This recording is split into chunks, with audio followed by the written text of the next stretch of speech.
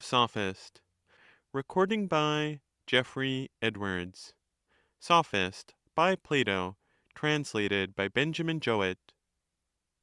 Persons of the Dialogue. Theodorus, Theaetetus, Socrates, an Eleatic stranger whom Theodorus and Theaetetus bring with them. The younger Socrates, who is a silent auditor. Theodorus. Here we are, Socrates, true to our agreement of yesterday, and we bring with us a stranger from Elia, who is a disciple of Parmenides and Zeno, and a true philosopher. Socrates. Is he not rather a god, Theodorus, who comes to us in the disguise of a stranger? For Homer says that all the gods, and especially the god of strangers, are companions of the meek and just, and visit the good and evil among men. And may not your companion be one of those higher powers, a cross-examining deity, who has come to spy out our weakness in argument, and to cross-examine us? Theodorus. Nay, Socrates, he is not one of the disputatious sort. He is too good for that, and in my opinion he is not a god at all, but divine he certainly is, for this is a title which I should give to all philosophers. Socrates.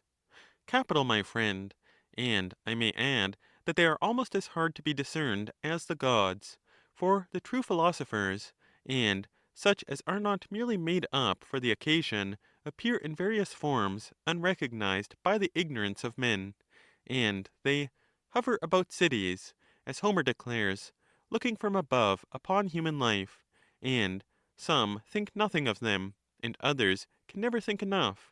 And sometimes they appear as statesmen, and sometimes as sophists, and then, again, to many they seem to be no better than madmen. I should like to ask our Eleatic friend if he would tell us what is thought about them in Italy, and to whom the terms are applied. Theodorus. What terms? Socrates. Sophist, statesman, philosopher. Theodorus. What is your difficulty about them, and what made you ask? Socrates. I want to know whether by his countrymen they are regarded as one or two, or do they, as the names are three, distinguish also three kinds, and assign one to each name? Theodorus. I dare say that the stranger will not object to discuss the question. What do you say, stranger? Stranger. I am far from objecting, Theodorus, nor have I any difficulty in replying that by us they are regarded as three, but to define precisely the nature of each of them is by no means a slight or easy task. Theodorus. You have happened to light, Socrates, almost on the very question which we were asking our friend before we came hither, and he excused himself to us, as he does now to you, although he admitted that the matter had been fully discussed, and that he remembered the answer. Socrates. Then do not, stranger, deny us the first favor which we ask of you. I am sure that you will not, and therefore I shall only beg of you to say whether you like and are accustomed to make a long oration on a subject which you want to explain to another, or to proceed by the method of question and answer.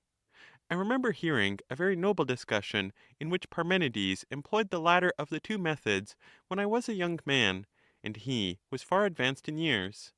Stranger. I prefer to talk with another when he responds pleasantly, and is light in hand. If not, I would rather have my own say. Socrates. Any one of the present company will respond kindly to you, and you can choose whom you like of them. I should recommend you to take a young person, Theaetetus, for example, unless you have a preference for someone else. Stranger.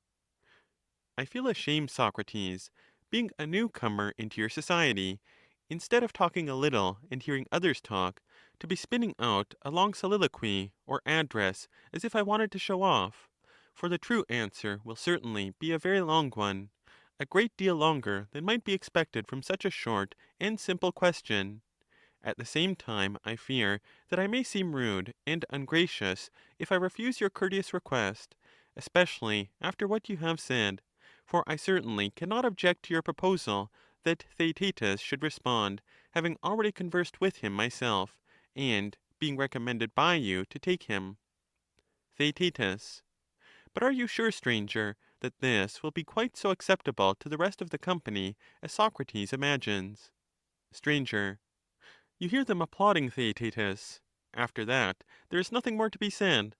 Well, then, I am to argue with you, and if you tire of the argument, you may complain of your friends and not of me. Theaetetus. I do not think that I shall tire, and if I do, I shall get my friend here, young Socrates, the namesake of the elder Socrates, to help. He is about my own age, and my partner at the gymnasium, and is constantly accustomed to work with me. Stranger. Very good. You can decide about that for yourself as we proceed.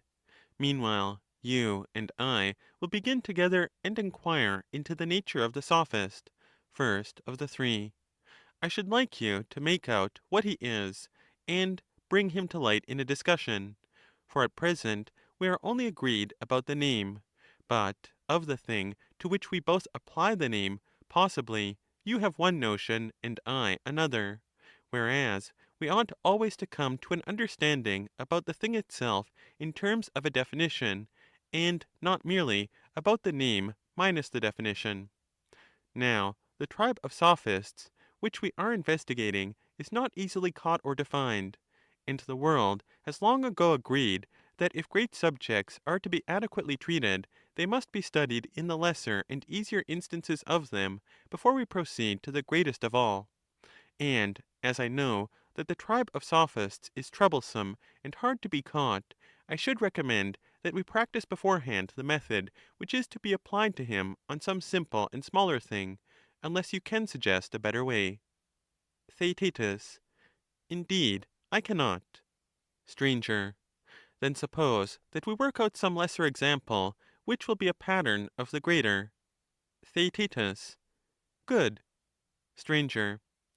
What is there which is well known and not great, and is yet as susceptible of definition as any larger thing? Shall I say an angler? He is familiar to all of us, and not a very interesting or important person. Theaetetus. He is not. Stranger. Yet I suspect that he will furnish us with a sort of definition and line of inquiry which we want. Theaetetus. Very good. Stranger. Let us begin by asking whether he is a man having art, or not having art, but some other power. Theaetetus. He is clearly a man of art. Stranger. And of arts there are two kinds? Theaetetus. What are they? Stranger. There is agriculture, and the tending of mortal creatures, and the art of constructing or moulding vessels, and there is the art of imitation.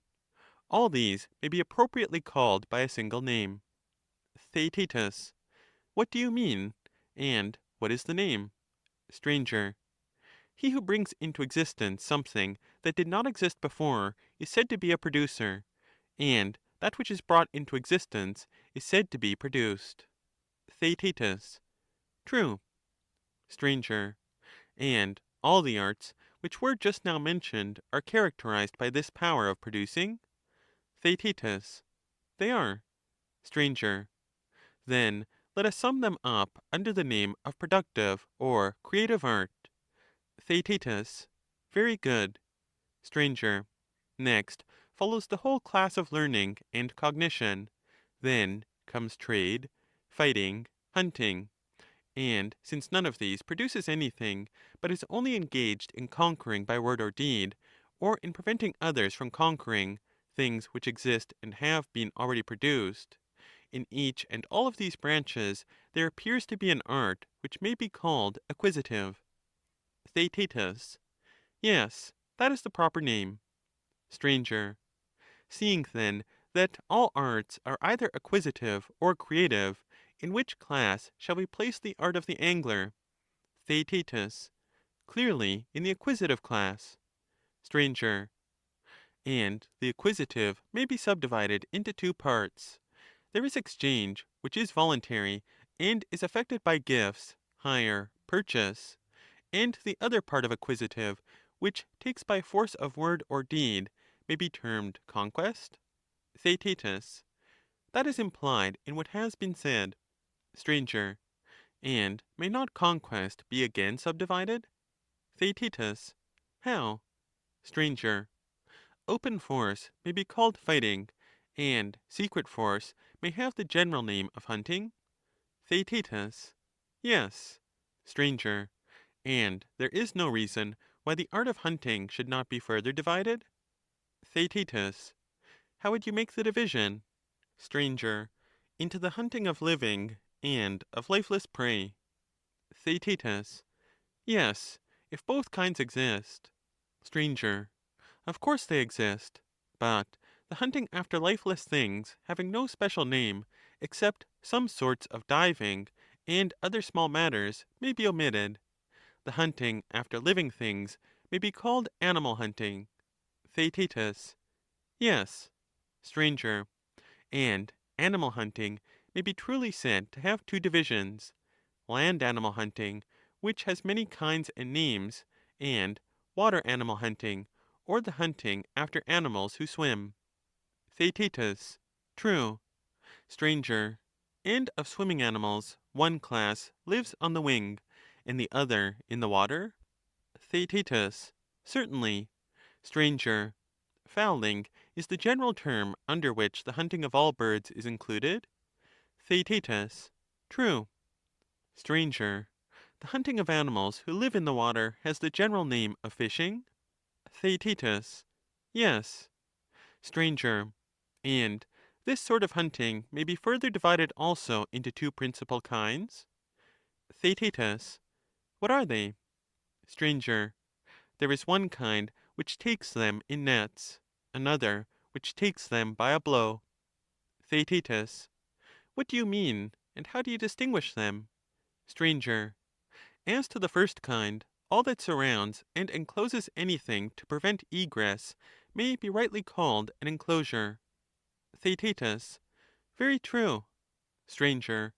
For which reason twig baskets, casting nets, nooses, creels, and the like may all be termed enclosures? Theaetetus. True. Stranger. And therefore this first kind of capture may be called by us capture with enclosures, or something of that sort? Theaetetus. Yes. Stranger. The other kind, which is practiced by a blow with hooks and three-pronged spears, when summed up under one name, may be called striking, unless you, Theaetetus, can find some better name? Theaetetus. Never mind the name. What you suggest will do very well. Stranger. There is one mode of striking, which is done at night, and by the light of a fire, and is by the hunters themselves called firing, or spearing by firelight? Theaetetus. True. Stranger. And the fishing by day is called by the general name of barbing, because the spears too are barbed at the point? Theaetetus. Yes, that is the term. Stranger. Of this barb fishing, that which strikes the fish who is below from above is called spearing, because this is the way in which the three-pronged spears are mostly used. Theaetetus. Yes, it is often called so. Stranger. Then now there is only one kind remaining. Theaetetus. What is that? Stranger. When a hook is used, and the fish is not struck in any chance part of his body, as he is with the spear, but only about the head and mouth, and is then drawn out from below upwards with reeds and rods. What is the right name of that mode of fishing, Theaetetus? Theaetetus. I suspect that we have now discovered the object of our search. Stranger. Then now you and I have come to an understanding, not only about the name of the angler's art, but about the definition of the thing itself. One half of all art was acquisitive. Half of the acquisitive art was conquest, or taking by force. Half of this was hunting, and half of hunting was hunting animals. Half of this was hunting water animals. Of this again, the under half was fishing. Half of fishing was striking.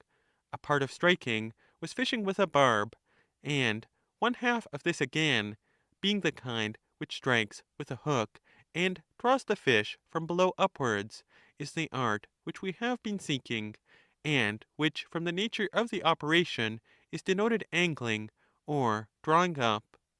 Theaetetus. The result has been quite satisfactorily brought out. Stranger. And now, following this pattern, let us endeavor to find out what a sophist is. Theaetetus. By all means. Stranger. The first question about the angler was, whether he was a skilled artist or unskilled. Theaetetus. True. Stranger. And shall we call our new friend unskilled, or a thorough master of his craft? Theaetetus. Certainly not unskilled, for his name, as indeed you imply, must surely express his nature. Stranger. Then he must be supposed to have some art? Theaetetus. What art? Stranger. By heaven, they are cousins. It never occurred to us. Theaetetus. Who are cousins? Stranger. The angler and the sophist. Theaetetus. In what way are they related? Stranger. They both appeared to me to be hunters. Theaetetus. How the sophist? Of the other we have spoken. Stranger. You remember our division of hunting into hunting after swimming animals and land animals? Theaetetus. Yes. Stranger. And you remember that we subdivided the swimming and left the land animals, saying that there were many kinds of them. Theaetetus. Certainly. Stranger. Thus far, then, the sophist and the angler, starting from the art of acquiring, take the same road? Theaetetus. So it would appear. Stranger. Their paths diverge when they reach the art of animal hunting, the one going to the seashore, and to the rivers, and to the lakes, and angling for the animals which are in them. Theaetetus. Very true. Stranger. While the other goes to land and water of another sort, rivers of wealth and broad meadowlands of generous youth, and he also is intending to take the animals which are in them. Theaetetus. What do you mean? Stranger. Of hunting on land there are two principal divisions. Theaetetus. What are they? Stranger. One is the hunting of tame, and the other of wild animals. Theaetetus. But are tame animals ever hunted? Stranger. Yes, if you include man under tame animals. But if you like, you may say that there are no tame animals, or that if there are, man is not among them, or you may say that man is a tame animal, but is not hunted. You shall decide which of these alternatives you prefer. Theaetetus. I should say, stranger, that man is a tame animal, and I admit that he is hunted. Stranger. Then let us divide the hunting of tame animals into two parts. Theaetetus. How shall we make the division? Stranger. Let us define piracy, man-stealing, tyranny, the whole military art, by one name, as hunting with violence. Theaetetus. Very good. Stranger. But the art of the lawyer, of the popular orator, and the art of conversation may be called in one word the art of persuasion. Theaetetus. True. Stranger. And of persuasion there may be said to be two kinds. Theaetetus. What are they? Stranger. One is private, and the other public. Theaetetus. Yes, each of them forms a class. Stranger. And of private hunting, one sort receives hire, and the other brings gifts. Theaetetus. I do not understand you. Stranger. You seem never to have observed the manner in which lovers hunt. Theaetetus. To what do you refer? Stranger. I mean that they lavish gifts on those whom they hunt, in addition to other inducements. Theaetetus. Most true. Stranger. Let us admit this, then, to be the amatory art. Theaetetus. Certainly. Stranger. But that sort of hireling whose conversation is pleasing and who baits his hook only with pleasure, and exacts nothing but his maintenance in return, we should all, if I am not mistaken, describe as possessing flattery, or an art of making things pleasant? Theaetetus. Certainly. Stranger. And that sort, which professes to form acquaintances only for the sake of virtue, and demands a reward in the shape of money, may be fairly called by another name? Theaetetus. To be sure. Stranger. And what is the name? Will you tell me? Theaetetus. It is obvious enough, for I believe that we have discovered the Sophist, which is, as I conceive, the proper name for the class described. Stranger. Then now, Theaetetus, his art may be traced as a branch of the appropriative, acquisitive family, which hunts animals, living, land, tame animals, which hunts man, privately, for hire, taking money in exchange, having the semblance of education, and this is termed sophistry, and is a hunt after young men of wealth and rank. Such is the conclusion. Theaetetus. Just so. Stranger. Let us take another branch of his genealogy, for he is a professor of a great and many-sided art, and if we look back at what has preceded, we see that he presents another aspect besides that of which we are speaking. Theaetetus. In what respect? Stranger. There were two sorts of acquisitive art, the one concerned with hunting, the other with exchange? Theaetetus. There were. Stranger. And of the art of exchange there are two divisions, the one of giving, and the other of selling. Theaetetus. Let us assume that. Stranger. Next, we will suppose the art of selling to be divided into two parts. Theaetetus. How? Stranger. There is one part which is distinguished as the sale of a man's own productions, another which is the exchange of the works of others. Theaetetus. Certainly. Stranger. And is not that part of exchange which takes place in the city, being about half of the whole, termed retailing? Theaetetus. Yes. Stranger. And that which exchanges the goods of one city for those of another by selling and buying is the exchange of the merchant? Theaetetus. To be sure. Stranger. And you are aware that this exchange of the merchant is of two kinds.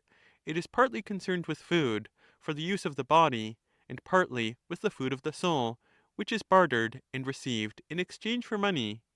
Theaetetus. What do you mean? Stranger.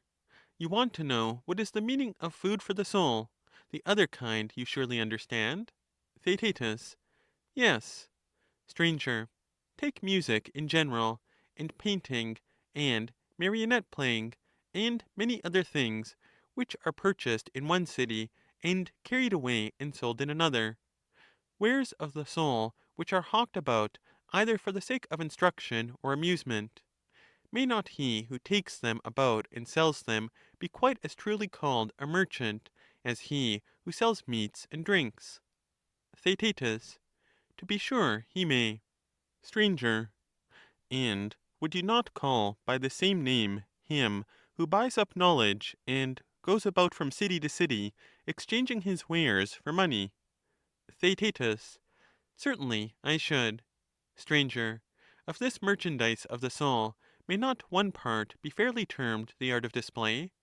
And there is another part, which is certainly not less ridiculous, but, being a trade in learning, must be called by some name germane to the matter? Theaetetus. Certainly. Stranger.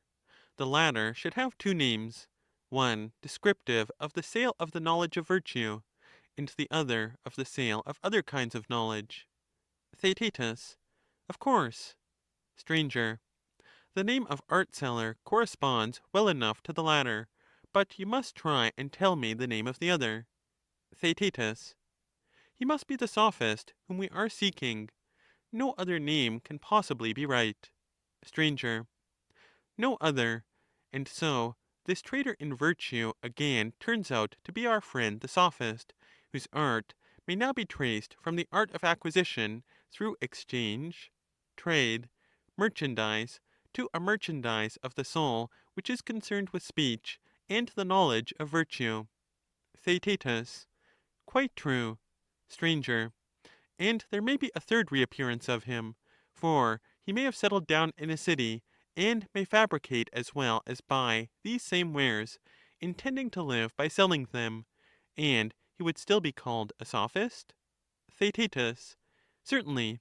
Stranger. Then that part of the acquisitive art which exchanges, and of exchange which either sells a man's own productions or retails those of others, as the case may be, and in either way sells the knowledge of virtue, you would again term sophistry? Theaetetus. I must, if I am to keep pace with the argument. Stranger. Let us consider once more whether there may not be yet another aspect of sophistry. Theaetetus. What is it? Stranger. In the acquisitive there was a subdivision of the combative or fighting art? Theaetetus. There was. Stranger. Perhaps we had better divide it. Theaetetus. What shall be the divisions? Stranger. There shall be one division of the competitive, and another of the pugnacious. Theaetetus. Very good. Stranger. That part of the pugnacious which is a contest of bodily strength may be properly called by some such name as violent? Theaetetus. True. Stranger. And when the war is one of words, it may be termed controversy? Theaetetus. Yes. Stranger. And controversy may be of two kinds? Theaetetus. What are they? Stranger. When long speeches are answered by long speeches, and there is public discussion about the just and unjust, that is forensic controversy. Theaetetus. Yes. Stranger. And there is a private sort of controversy, which is cut up into questions and answers, and this is commonly called disputation? Theaetetus. Yes, that is the name. Stranger. And of disputation, that sort, which is only a discussion about contracts, and is carried on at random, and without rules of art, is recognized by the reasoning faculty to be a distinct class, but has hitherto had no distinctive name, and does not deserve to receive one from us? Theaetetus. No, for the different sorts of it are too minute and heterogeneous. Stranger. But that which proceeds by rules of art to dispute about justice and injustice in their own nature, and about things in general, we have been accustomed to call argumentation, eristic? Theaetetus. Certainly. Stranger. And of argumentation, one sort wastes money, and the other makes money? Theaetetus. Very true. Stranger. Suppose we try and give to each of these two classes a name. Theaetetus. Let us do so. Stranger. I should say that the habit which leads a man to neglect his own affairs for the pleasure of conversation, of which the style is far from being agreeable to the majority of his hearers, may be fairly termed loquacity. Such is my opinion. Theaetetus. That is the common name for it. Stranger.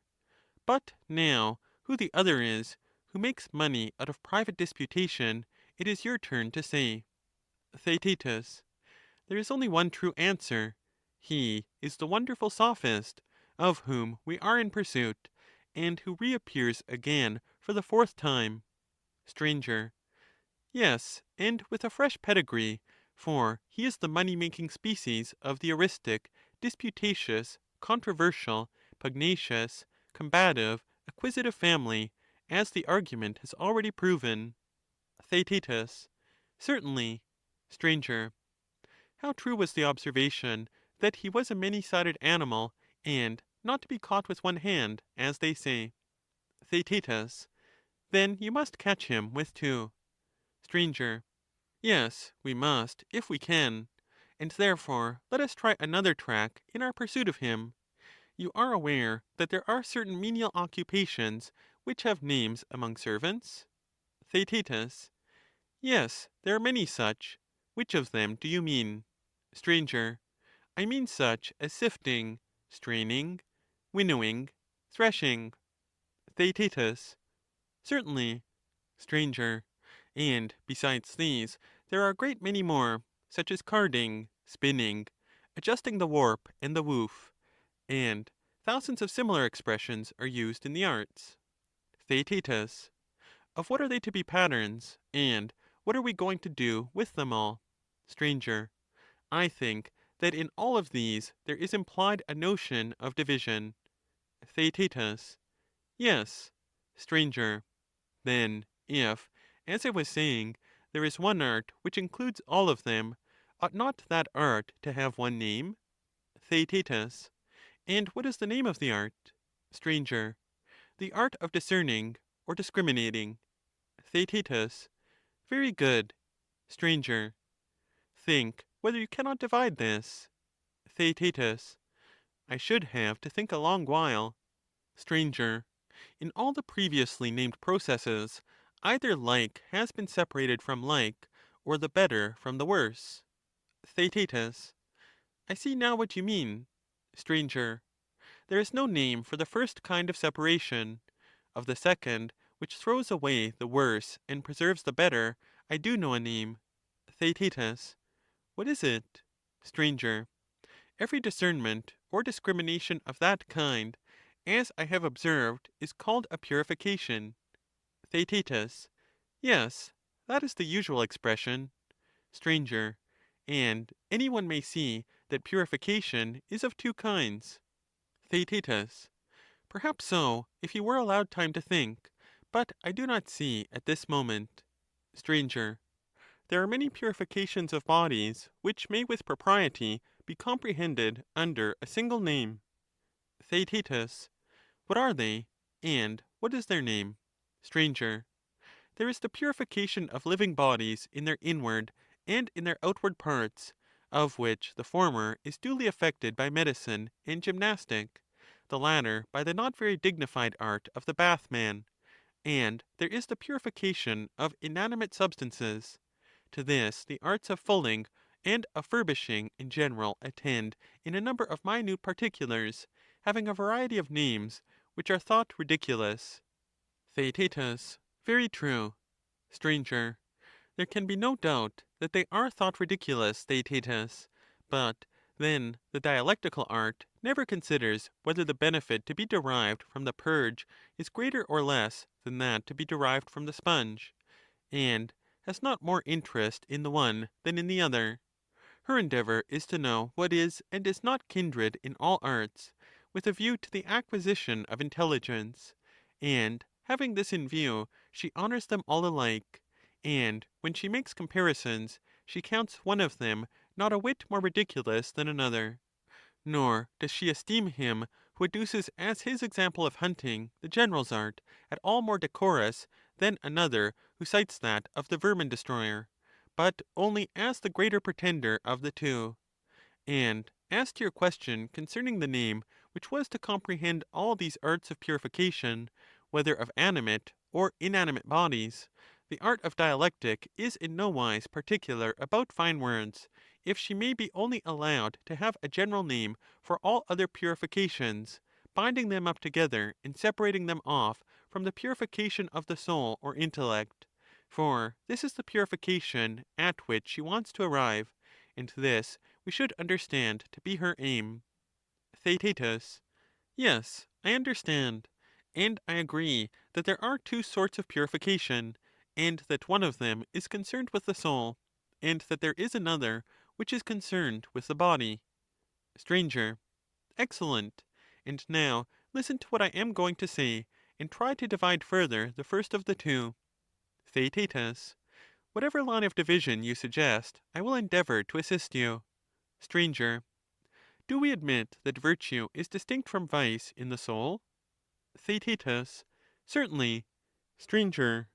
And purification was to leave the good, and to cast out whatever is bad? Theaetetus. True. Stranger. Then any taking away of evil from the soul may be properly called purification? Theaetetus. Yes. Stranger. And in the soul there are two kinds of evil? Theaetetus. What are they? Stranger. The one may be compared to disease in the body, the other to deformity? Theaetetus. I do not understand. Stranger. Perhaps you have never reflected that disease and discord are the same? Theaetetus. To this again I know not what I should reply. Stranger. Do you not conceive discord to be a dissolution of kindred elements originating in some disagreement? Theaetetus. Just that. Stranger. And is deformity anything but the want of measure, which is always unsightly? Theaetetus. Exactly. Stranger.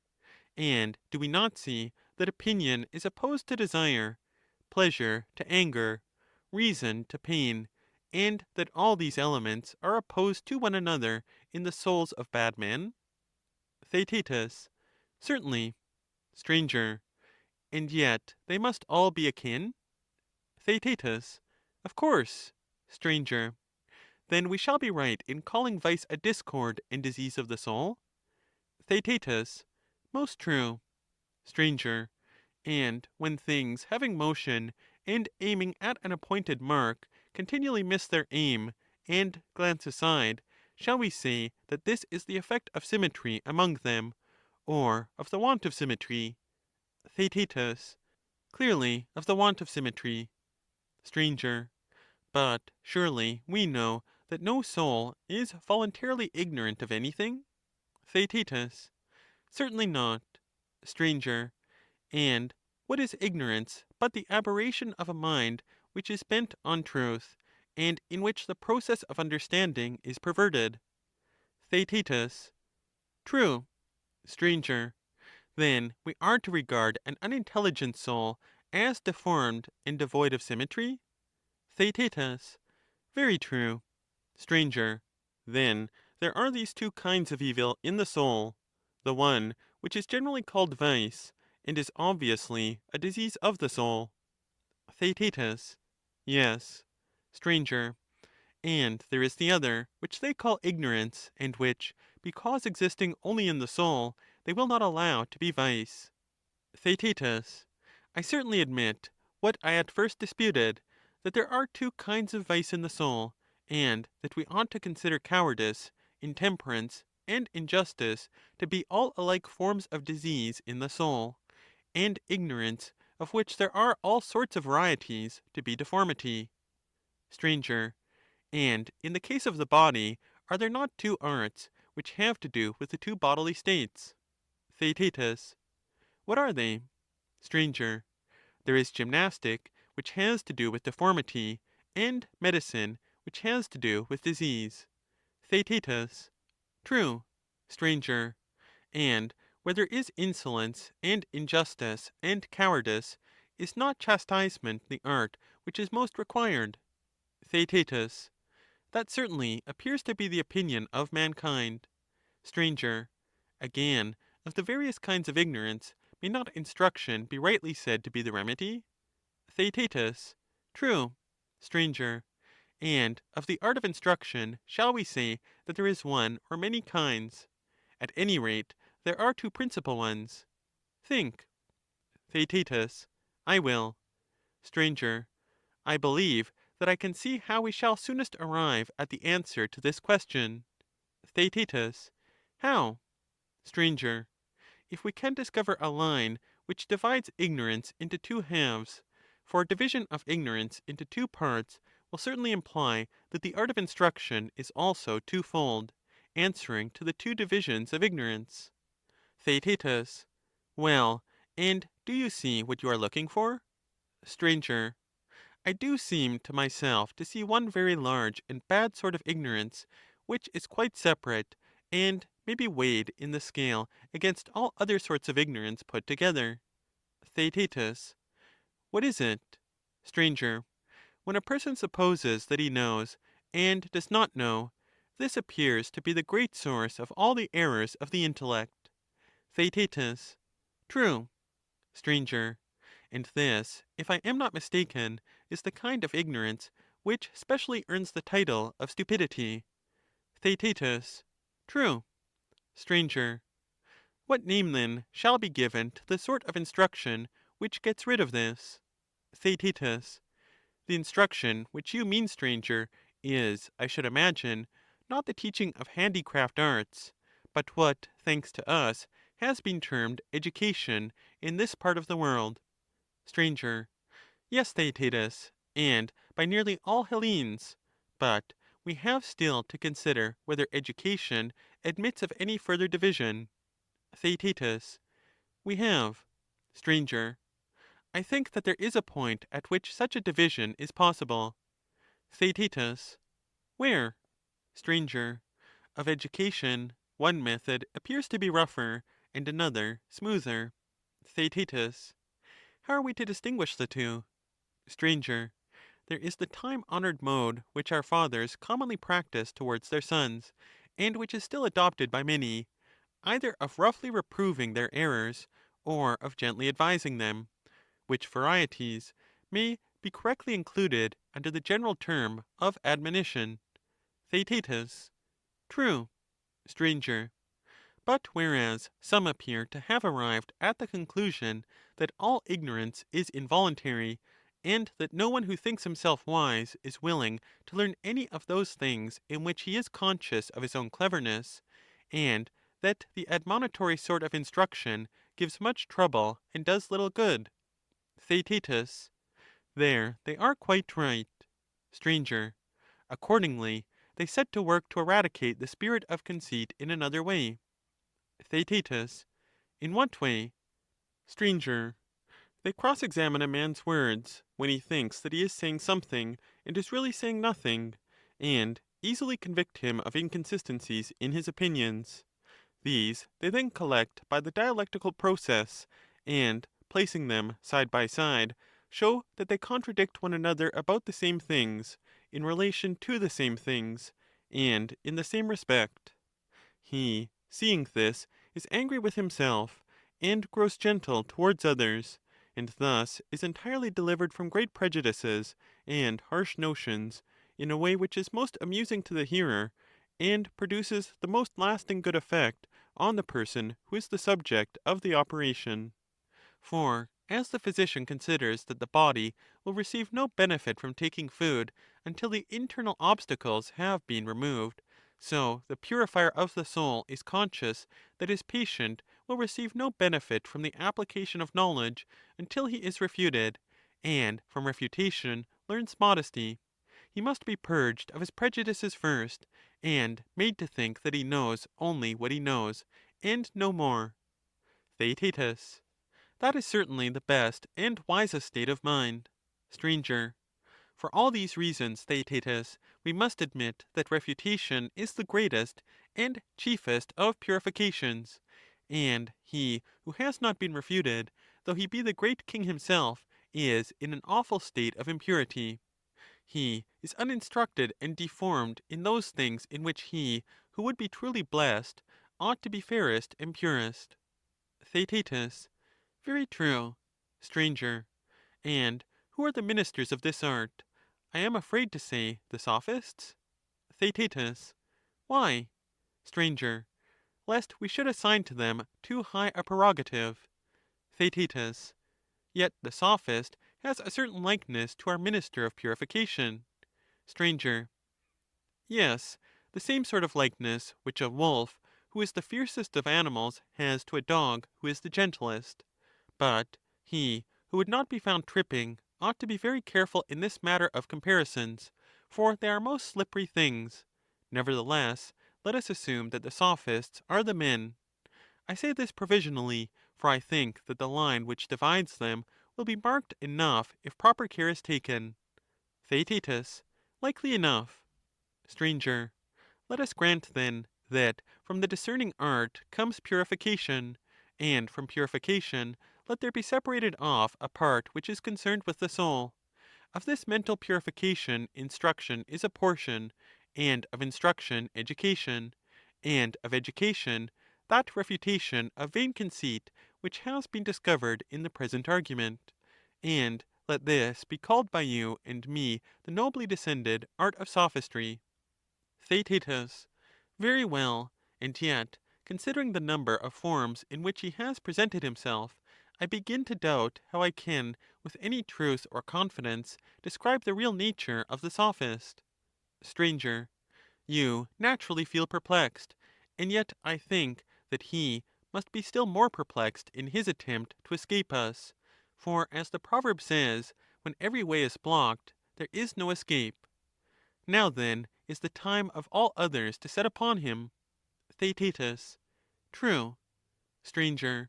First, let us wait a moment and recover breath, and while we are resting, we may reckon up in how many forms he has appeared. In the first place, he was discovered to be a paid hunter after wealth and youth. Theaetetus. Yes. Stranger. In the second place, he was a merchant in the goods of the soul. Theaetetus. Certainly. Stranger.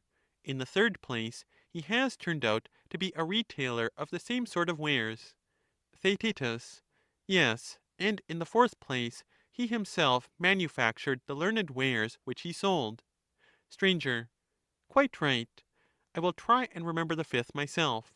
He belonged to the fighting class, and was further distinguished as a hero of debate, who professed the eristic art. Theaetetus. True. Stranger. The sixth point was doubtful, and yet we at last agreed that he was a purger of souls, who cleared away notions obstructive to knowledge. Theaetetus. Very true. Stranger.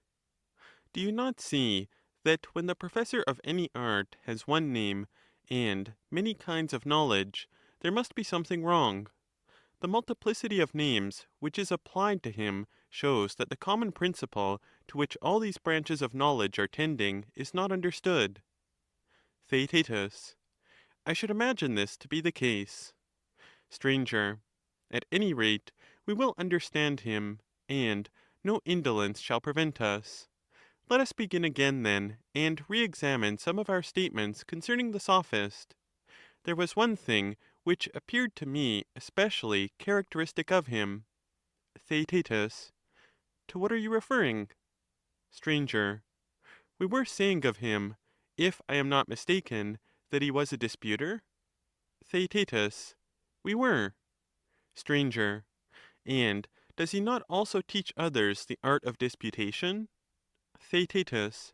Certainly he does. Stranger. And about what does he profess that he teaches men to dispute?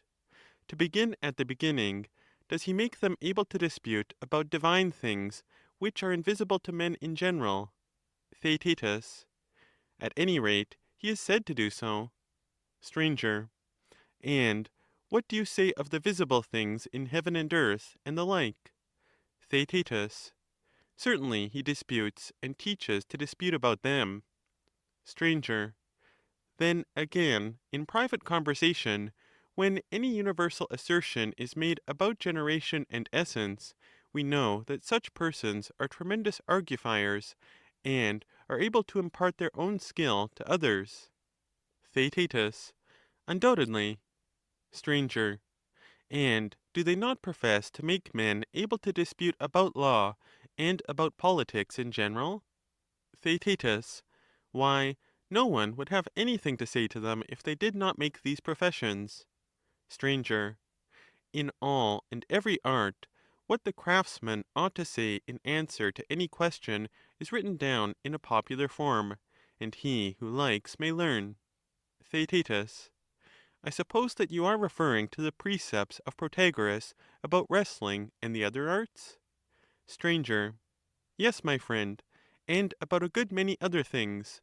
In a word, is not the art of disputation a power of disputing about all things? Theaetetus.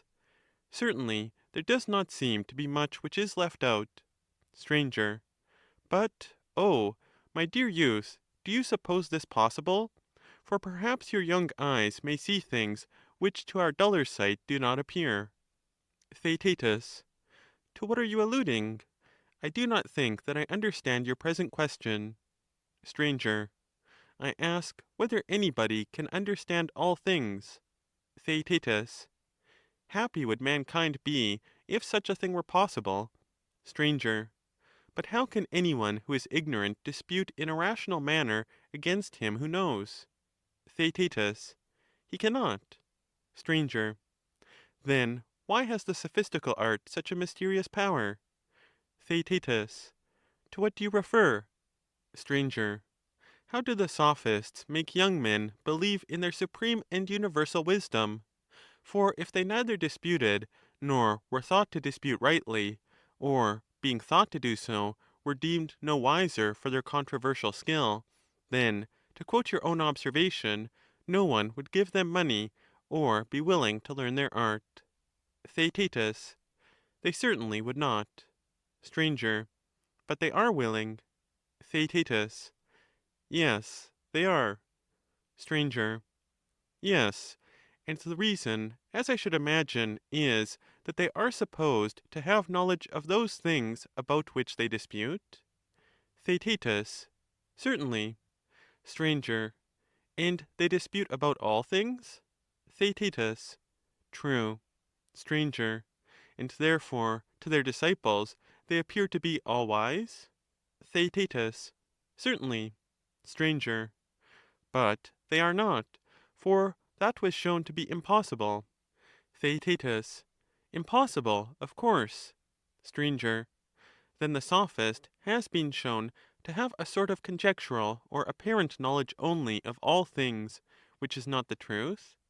Theaetetus. Exactly. No better description of him could be given. Stranger. Let us now take an illustration which will still more clearly explain his nature. Theaetetus. What is it? Stranger. I will tell you, and you shall answer me, giving your very closest attention. Suppose that a person were to profess, not that he could speak or dispute, but that he knew how to make and do all things by a single art. Theaetetus. All things? Stranger. I see that you do not understand the first word that I utter, for you do not understand the meaning of all. Theaetetus. No, I do not. Stranger. Under all things I include you and me, and also animals and trees. Theaetetus. What do you mean? Stranger. Suppose a person to say that he will make you, and me, and all creatures. Theaetetus. What would he mean by making? He cannot be a husbandman, for you said that he is a maker of animals? Stranger. Yes, and I say that he is also the maker of the sea, and the earth, and the heavens, and the gods, and of all other things, and further, that he can make them in no time, and sell them for a few pence. Theaetetus. That must be a jest. Stranger. And when a man says that he knows all things, and can teach them to another at a small cost, and in a short time, is not that a jest? Theaetetus. Certainly. Stranger. And is there any more artistic or graceful form of jest than imitation? Theaetetus. Certainly not. And imitation is a very comprehensive term, which includes under one class the most diverse sorts of things. Stranger.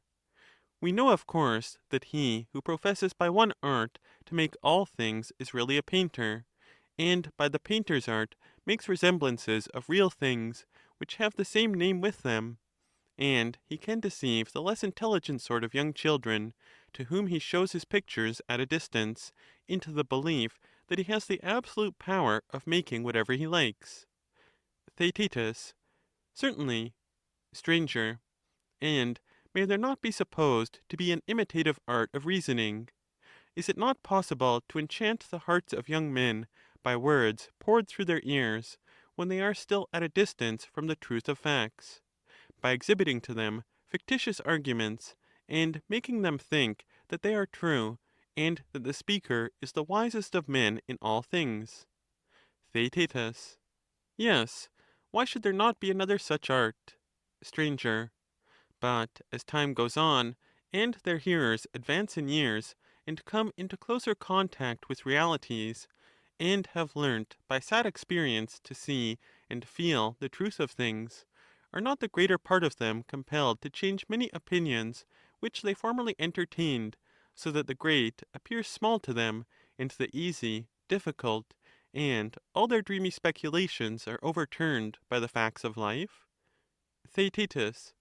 That is my view, as far as I can judge, although at my age I may be one of those who see things at a distance only. Stranger. And the wish of all of us, who are your friends, is and always will be to bring you as near to the truth as we can without the sad reality. And now I should like you to tell me whether the Sophist is not visibly a magician and imitator of true being, or are we still disposed to think that he may have a true knowledge of the various matters about which he disputes? Theaetetus. But how can he, stranger? Is there any doubt, after what has been said, that he is to be located in one of the divisions of children's play? Stranger.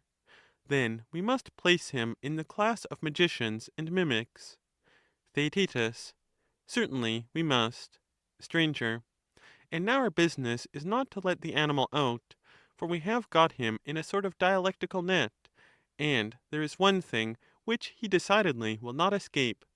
Theaetetus. What is that? Stranger. The inference that he is a juggler. Theaetetus. Precisely my own opinion of him. Stranger. Then, clearly, we ought, as soon as possible, to divide the image-making art, and go down into the net, and if the Sophist does not run away from us, to seize him according to orders, and deliver him over to reason, who is the lord of the hunt, and proclaim the capture of him. And if he creeps into the recesses of the imitative art, and secrets himself in one of them, to divide again and follow him up until in some subsection of imitation he is caught. For our method of tackling each and all is one which neither he nor any other creature will ever escape in triumph. Theaetetus. Well said, and let us do as you propose. Stranger. Well then, pursuing the same analytic method as before, I think that I can discern two divisions of the imitative art, but I am not as yet able to see in which of them the desired form is to be found. Theaetetus. Will you tell me first, what are the two divisions of which you are speaking? Stranger. One is the art of likeness making. Generally, a likeness of anything is made by producing a copy which is executed according to the proportions of the original, similar in length and breadth and depth, each thing receiving also its appropriate color. Theaetetus. Is not this always the aim of imitation? Stranger. Not always. In works, either of sculpture or of painting, which are of any magnitude, there is a certain degree of deception. For if artists were to give the true proportions of their fair works, the upper part, which is farther off, would appear to be out of proportion in comparison with the lower, which is nearer, and so they give up the truth in their images, and make only the proportions which appear to be beautiful, disregarding the real ones. Theaetetus. Quite true. Stranger. And that which, being other, is also like, may we not fairly call a likeness or image? Theaetetus. Yes. Stranger. And may we not, as I did just now, call that part of the imitative art which is concerned with making such images the art of likeness making?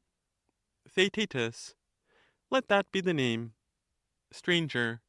And what shall we call those resemblances of the beautiful, which appear such owing to the unfavorable position of the spectator, whereas if a person had the power of getting a correct view of works of such magnitude, they would appear not even like that to which they profess to be like? May we not call these appearances, since they appear only and are not really like? Theaetetus. Certainly. Stranger. There is a great deal of this kind of thing in painting, and in all imitation. Theaetetus. Of course. Stranger. And may we not fairly call the sort of art which produces an appearance and not an image fantastic art? Theaetetus. Most fairly. Stranger. These, then, are the two kinds of image making, the art of making likenesses, and fantastic, or the art of making appearances. Theaetetus. True. Stranger. I was doubtful before in which of them I should place the Sophist, nor am I even now able to see clearly. Verily, he is a wonderful and inscrutable creature, and now in the cleverest manner he has got into an impossible place. Theaetetus. Yes, he has. Stranger. Do you speak advisedly, or are you carried away at the moment by the habit of assenting into giving a hasty answer? Theaetetus. May I ask to what you are referring? Stranger. My dear friend, we are engaged in a very difficult speculation. There can be no doubt of that. For how a thing can appear and seem, and not be, or how a man can say a thing which is not true, has always been, and still remains, a very perplexing question. Can any one say or think that falsehood really exists, and avoid being caught in a contradiction? Indeed, Theaetetus, the task is a difficult one. Theaetetus. Why? Stranger. He who says that falsehood exists has the audacity to assert the being of not being, for this is implied in the possibility of falsehood. But, my boy, in the days when I was a boy, the great Parmenides protested against this doctrine, and to the end of his life he continued to inculcate the same lesson, always repeating both in verse and out of verse. Keep your mind from this way of inquiry, for never will you show that not being is. Such is his testimony, which is confirmed by the very expression when sifted a little. Would you object to begin with the consideration of the words themselves? Theaetetus. Never mind about me, I am only desirous that you should carry on the argument in the best way, and that you should take me with you. Stranger. Very good. And now say, do we venture to utter the forbidden word, not being? Theaetetus. Certainly we do. Stranger. Let us be serious then, and consider the question, neither in strife nor play. Suppose that one of the hearers of Parmenides was asked, to what is the term not being to be applied? Do you know what sort of object he would single out in reply, and what answer he would make to the inquirer? Theaetetus. That is a difficult question, and one not to be answered at all by a person like myself. Stranger. There is at any rate no difficulty in seeing that the predicate not being is not applicable to any being. Theaetetus. None, certainly. Stranger. And if not to being, then not to something? Theaetetus. Of course not. Stranger. It is also plain that in speaking of something we speak of being, for to speak of an abstract something, naked and isolated from all being, is impossible. Theaetetus. Impossible. Stranger. You mean by assenting to imply that he who says something must say some one thing? Theaetetus. Yes. Stranger. Some in the singular, t, you would say, is the sign of one. Some in the dual, tine, of two. Some in the plural, tines, of many? Theaetetus. Exactly. Stranger. Then he who says not something must say absolutely nothing. Theaetetus. Most assuredly. Stranger. And as we cannot admit that a man speaks and says nothing, he who says not being does not speak at all. Theaetetus. The difficulty of the argument can no further go. Stranger. Not yet, my friend, is the time for such a word, for there still remains of all perplexities the first and greatest, touching the very foundation of the matter. Theaetetus. What do you mean? Do not be afraid to speak. Stranger. To that which is may be attributed some other thing which is? Theaetetus. Certainly. Stranger. But can anything which is be attributed to that which is not? Theaetetus. Impossible. Stranger. And all number is to be reckoned among things which are? Theaetetus. Yes, surely number, if anything, has a real existence. Stranger. Then we must not attempt to attribute to not being number either in the singular or plural? Theaetetus. The argument implies that we should be wrong in doing so. Stranger. But how can a man either express in words, or even conceive in thought, things which are not, or a thing which is not, without number. Theaetetus. How indeed? Stranger. When we speak of things which are not, are we not attributing plurality to not being? Theaetetus. Certainly. Stranger. But on the other hand, when we say, what is not, do we not attribute unity? Theaetetus. Manifestly. Stranger. Nevertheless, we maintain that you may not and ought not to attribute being to not being. Theaetetus. Most true. Stranger. Do you see, then, that not being in itself can neither be spoken, uttered, or thought, but that it is unthinkable, unutterable, unspeakable, indescribable? Theaetetus. Quite true. Stranger. But if so, I was wrong in telling you just now that the difficulty which was coming is the greatest of all. Theaetetus. What? Is there a greater still behind? Stranger. Well, I am surprised, after what has been said already, that you do not see the difficulty in which he who would refute the notion of not being is involved. For he is compelled to contradict himself as soon as he makes the attempt. Theaetetus. What do you mean? Speak more clearly. Stranger. Do not expect clearness from me, for I, who maintain that not being has no part either in the one or many, just now spoke and am still speaking of not being as one, for I say not being. Do you understand? Theaetetus. Yes. Stranger. And a little while ago I said that not being is unutterable, unspeakable, indescribable. Do you follow? Theaetetus. I do, after a fashion. Stranger. When I introduced the word is, did I not contradict what I said before?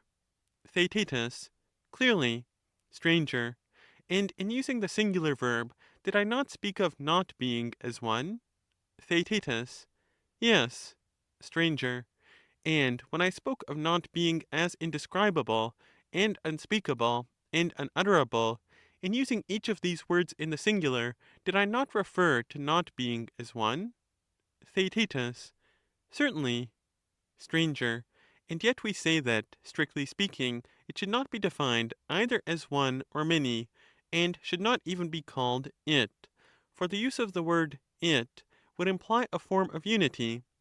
Theaetetus. Quite true. Stranger. How, then, can any one put any faith in me? For now, as always, I am unequal to the refutation of not being. And therefore, as I was saying, do not look to me for the right way of speaking about not being. But come, let us try the experiment with you. Theaetetus. What do you mean? Stranger. Make a noble effort, as becomes youth, and endeavor with all your might to speak of not being in a right manner, without introducing into it either existence, or unity, or plurality. Theaetetus. It would be a strange boldness in me, which would attempt the task, when I see you thus discomfited. Stranger. Say no more of ourselves, but until we find some one or other who can speak of not being without number, we must acknowledge that the Sophist is a clever rogue, who will not be got out of his hole. Theaetetus. Most true. Stranger. And if we say to him that he professes an art of making appearances, he will grapple with us and retort our argument upon ourselves. And when we call him an image maker, he will say, Pray, what do you mean at all by an image? And I should like to know, Theaetetus, how we can possibly answer the younker's question. Theaetetus. We shall doubtless tell him of the images which are reflected in water or in mirrors, also of sculptures, pictures, and other duplicates. Stranger. I see, Theaetetus, that you have never made the acquaintance of the Sophist. Theaetetus. Why do you think so? Stranger. He will make believe to have his eyes shut, or to have none. Theaetetus. What do you mean? Stranger. When you tell him of something existing in a mirror or in sculpture, and address him as though he had eyes, he will laugh you to scorn, and will pretend that he knows nothing of mirrors and streams, or of sight at all. He will say that he is asking about an idea. Theaetetus. What can he mean? Stranger. The common notion pervading all these objects, which you speak of as many, and yet call by the single name of image, as though it were the unity under which they were all included.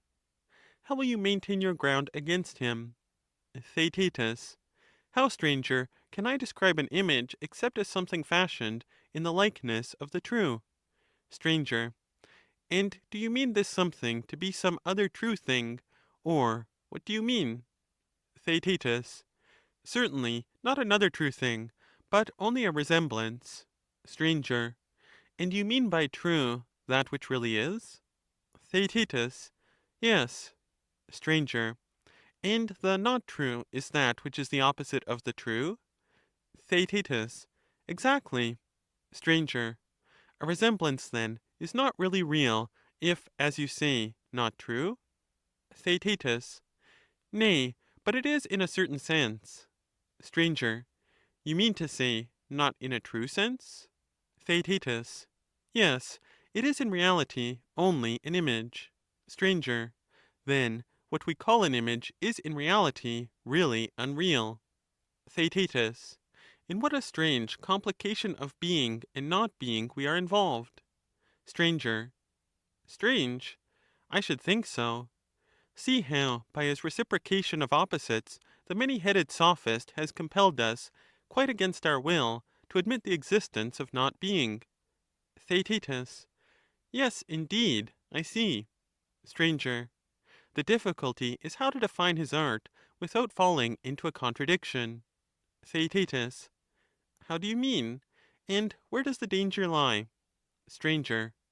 When we say that he deceives us with an illusion, and that his art is illusory, do we mean that our soul is led by his art to think falsely, or what do we mean? Theaetetus. There is nothing else to be said. Stranger. Again, false opinion is that form of opinion which thinks the opposite of the truth. You would assent? Theaetetus. Certainly. Stranger. You mean to say that false opinion thinks what is not? Theaetetus. Of course. Stranger. Does false opinion think that things which are not, or that in a certain sense they are? Theaetetus. Things that are not must be imagined to exist in a certain sense, if any degree of falsehood is to be possible. Stranger. And does not false opinion also think that things which most certainly exist do not exist at all? Theaetetus. Yes. Stranger. And here again is falsehood? Theaetetus. Falsehood, yes. Stranger. And in like manner a false proposition will be deemed to be one which asserts the non-existence of things which are, and the existence of things which are not? Theaetetus. There is no other way in which a false proposition can arise. Stranger. There is not. But the sophist will deny these statements. And indeed, how can any rational man assent to them, when the very expressions which we have just used were before acknowledged by us to be unutterable, unspeakable, indescribable, unthinkable? Do you see his point, Theaetetus? Theaetetus. Of course he will say that we are contradicting ourselves when we hazard the assertion that falsehood exists in opinion and in words. For in maintaining this we are compelled over and over again to assert being of not being, which we admitted just now to be an utter impossibility. Stranger. How well you remember! And now it is high time to hold a consultation as to what we ought to do about the sophist. For if we persist in looking for him in the class of false workers and magicians, you see that the handles for objection and the difficulties which will arise are very numerous and obvious. Theaetetus. They are indeed. Stranger. We have gone through but a very small portion of them, and they are really infinite. Theaetetus. If that is the case, we cannot possibly catch the sophist. Stranger. Shall we, then, be so faint-hearted as to give him up? Theaetetus. Certainly not. I should say, if we can get the slightest hold upon him. Stranger. Will you then forgive me, and, as your words imply, not be altogether displeased if I flinch a little from the grasp of such a sturdy argument. Theaetetus. To be sure, I will. Stranger. I have a yet more urgent request to make. Theaetetus. Which is? Stranger. That you will promise not to regard me as a parricide. Theaetetus. And why? Stranger. Because, in self-defense, I must test the philosophy of my father Parmenides, and try to prove by main force that in a certain sense not being is, and that being, on the other hand, is not. Theaetetus. Some attempt of the kind is clearly needed. Stranger. Yes, a blind man, as they say, might see that. And unless these questions are decided in one way or another, no one, when he speaks of false words, or false opinion, or idols, or images, or imitations, or appearances, or about the arts which are concerned with them, can avoid falling into ridiculous contradictions. Theaetetus. Most true. Stranger. And therefore I must venture to lay hands on my father's argument, for if I am to be over-scrupulous, I shall have to give the matter up. Theaetetus. Nothing in the world should ever induce us to do so. Stranger. I have a third little request which I wish to make. Theaetetus. What is it?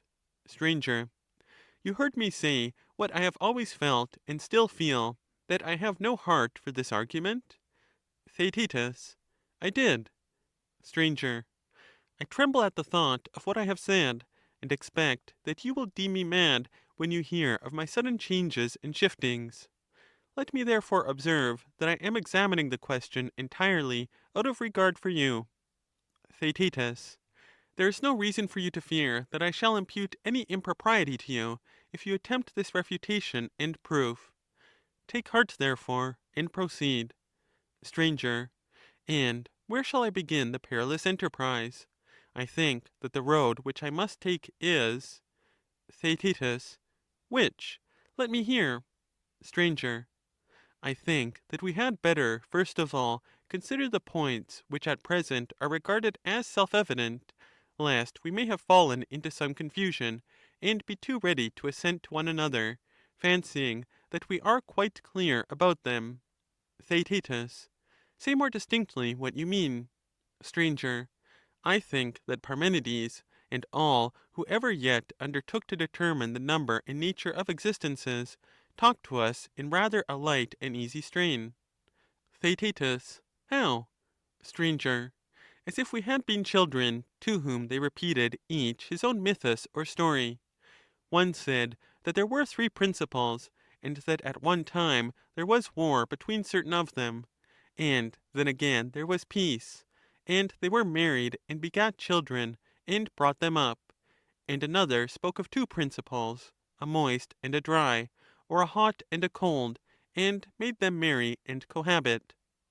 The Eleatics, however, in our part of the world, say that all things are many in name, but in nature one. This is their mythus, which goes back to Xenophanes, and is even older. Then there are Ionian, and in more recent times Sicilian muses, who have arrived at the conclusion that to unite the two principles is safer, and to say that being is one and many, and that these are held together by enmity and friendship, ever parting, ever meeting, as the severer muses assert, while the gentler ones do not insist on the perpetual strife and peace, but admit a relaxation and alternation of them, peace and unity sometimes prevailing under the sway of Aphrodite, and then again plurality and war by reason of a principle of strife. Whether any of them spoke the truth in all this is hard to determine. Besides, antiquity and famous men should have reverence, and not be liable to accusations so serious. Yet one thing may be said of them without offense. Theaetetus. What thing? Stranger. That they went on their several ways, disdaining to notice people like ourselves. They did not care whether they took us with them, or left us behind them. Theaetetus. How do you mean? Stranger. I mean to say, that when they talk of one, two, or more elements, which are or have become, or are becoming, or again of heat mingling with cold, assuming in some other part of their works separations and mixtures, tell me, Theaetetus, do you understand what they mean by these expressions? When I was a younger man, I used to fancy that I understood quite well what was meant by the term not being, which is our present subject of dispute. And now you see in what a fix we are about it. Theaetetus, I see. Stranger, and very likely we have been getting into the same perplexity about being, and yet may fancy that when any body utters the word, we understand him quite easily, although we do not know about not being. But we may be equally ignorant of both. Theaetetus, I dare say. Stranger, and the same may be said of all the terms just mentioned. Theaetetus, true. Stranger, the consideration of most of them may be deferred, but we had better now discuss the chief captain and leader of them. Theaetetus, of what are you speaking? You clearly think that we must first investigate what people mean by the word being. Stranger, you follow close at my heels, Theaetetus, for the right method, I conceive, will be to call into our presence the dualistic philosophers, and to interrogate them. Come, we will say, ye who affirm that hot and cold or any other two principles are the universe, what is this term which you apply to both of them, and what do you mean when you say that both and each of them are? How are we to understand the word are? Upon your view, are we to suppose that there is a third principle over and above the other two, three in all, and not two? For clearly you cannot say that one of the two principles is being, and yet attribute being equally to both of them. For if you did, whichever of the two is identified with being will comprehend the other, and so they will be one and not two. Theaetetus, very true. Stranger, but perhaps you mean to give the name of being to both of them together? Theaetetus, quite likely. Stranger, then, friends, we shall reply to them, the answer is plainly that the two will still be resolved into one. Theaetetus, most true. Stranger, since then we are in a difficulty, please to tell us what you mean when you speak of being, for there can be no doubt that you always from the first understood your own meaning, whereas we once thought that we understood you, but now we are in a great strait. Please to begin by explaining this matter to us, and let us no longer fancy that we understand you, when we entirely misunderstand you. There will be no impropriety in our demanding an answer to this question, either of the dualists or of the pluralists? Theaetetus, certainly not. Stranger, and what about the assertors of the oneness of the all? Must we not endeavor to ascertain from them what they mean by being? Theaetetus, by all means. Stranger, then let them answer this question. One, you say, alone is? Yes, they will reply. Theaetetus, true. Stranger, and there is something which you call being? Theaetetus, yes. Stranger, and is being the same as one?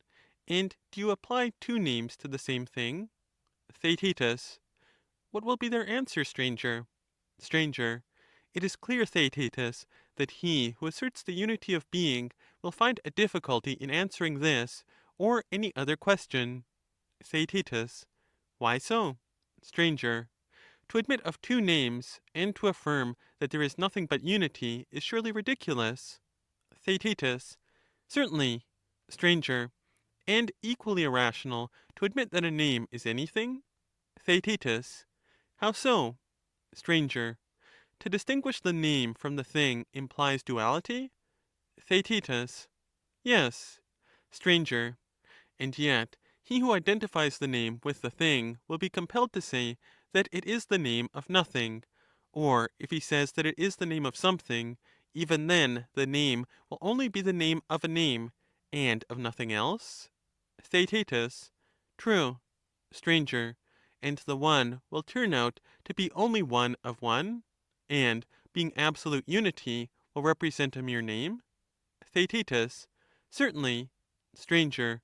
And would they say that the whole is other than the one that is, or the same with it? Theaetetus. To be sure they would, and they actually say so. Stranger. If being is a whole, as Parmenides sings, every way like unto the fullness of a well-rounded sphere, evenly balanced from the centre on every side, and must needs be neither greater nor less in any way, neither on this side nor on that. Then being has a centre and extremes, and having these, must also have parts.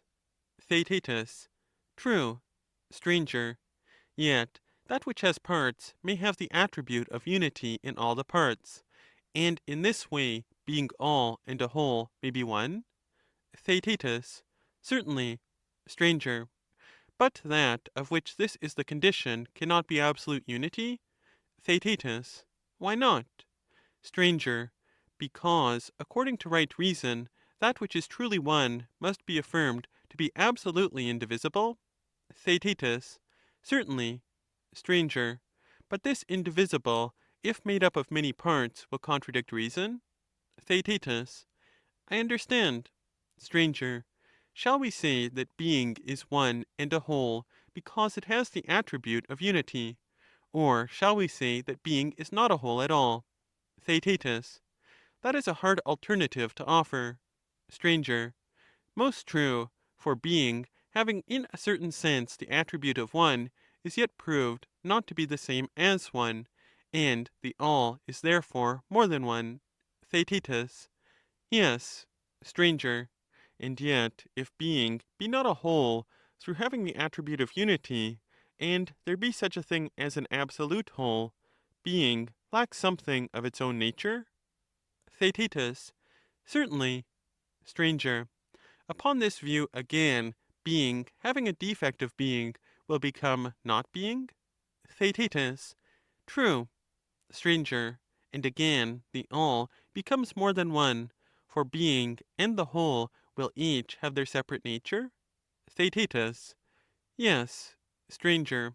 But if the whole does not exist at all the previous difficulties remain the same, and there will be the further difficulty, that besides having no being, being can never have come into being. Theaetetus. Why so? Stranger. Because that which comes into being always comes into being as a whole, so that he who does not give whole a place among beings cannot speak either of essence or generation as existing. Theaetetus. Yes, that certainly appears to be true. Stranger. Again, how can that which is not a whole have any quantity? For that which is of a certain quantity must necessarily be the whole of that quantity. Theaetetus. Exactly. Stranger. And there will be innumerable other points, each of them causing infinite trouble to him who says that being is either one or two. Theaetetus. The difficulties which are dawning upon us prove this, for one objection connects with another, and they are always involving what has preceded in a greater and worse perplexity. Stranger. We are far from having exhausted the more exact thinkers who treat of being and not being. But let us be content to leave them, and proceed to view those who speak less precisely, and we shall find, as the result of all, that the nature of being is quite as difficult to comprehend as that of not being. Theaetetus. Then now we will go to the others. Stranger. There appears to be a sort of war of giants and gods going on amongst them. They are fighting with one another about the nature of essence. Theaetetus. How is that? Stranger. Some of them are dragging down all things from heaven, and from the unseen to earth, and they literally grasp in their hands rocks and oaks. Of these they lay hold, and obstinately maintain that the things only which can be touched or handled have being or essence, because they define being and body as one. And if any one else says that what is not a body exists, they altogether despise him, and will hear of nothing but body. Theaetetus. I have often met with such men, and terrible fellows they are. Stranger.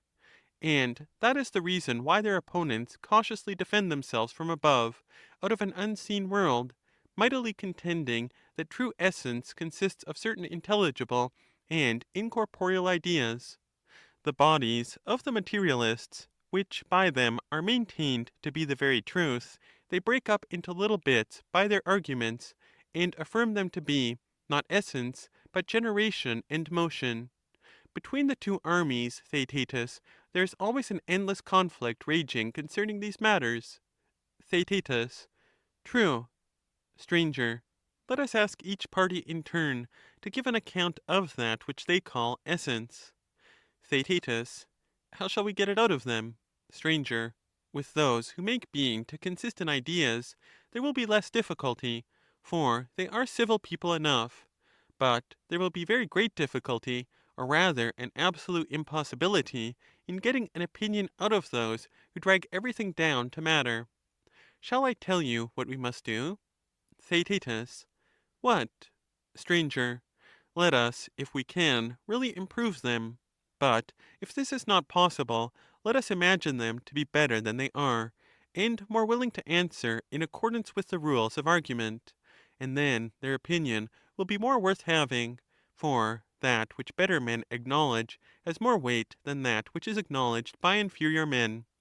Moreover, we are no respecters of persons, but seekers after truth. Theaetetus. Very good. Stranger. Then now, on the supposition that they are improved, let us ask them to state their views. And do you interpret them? Theaetetus. Agreed. Stranger. Let them say whether they would admit that there is such a thing as a mortal animal. Theaetetus. Of course they would. Stranger. And do they not acknowledge this to be a body having a soul? Theaetetus. Certainly they do. Stranger. Meaning to say that the soul is something which exists? Theaetetus. True. Stranger.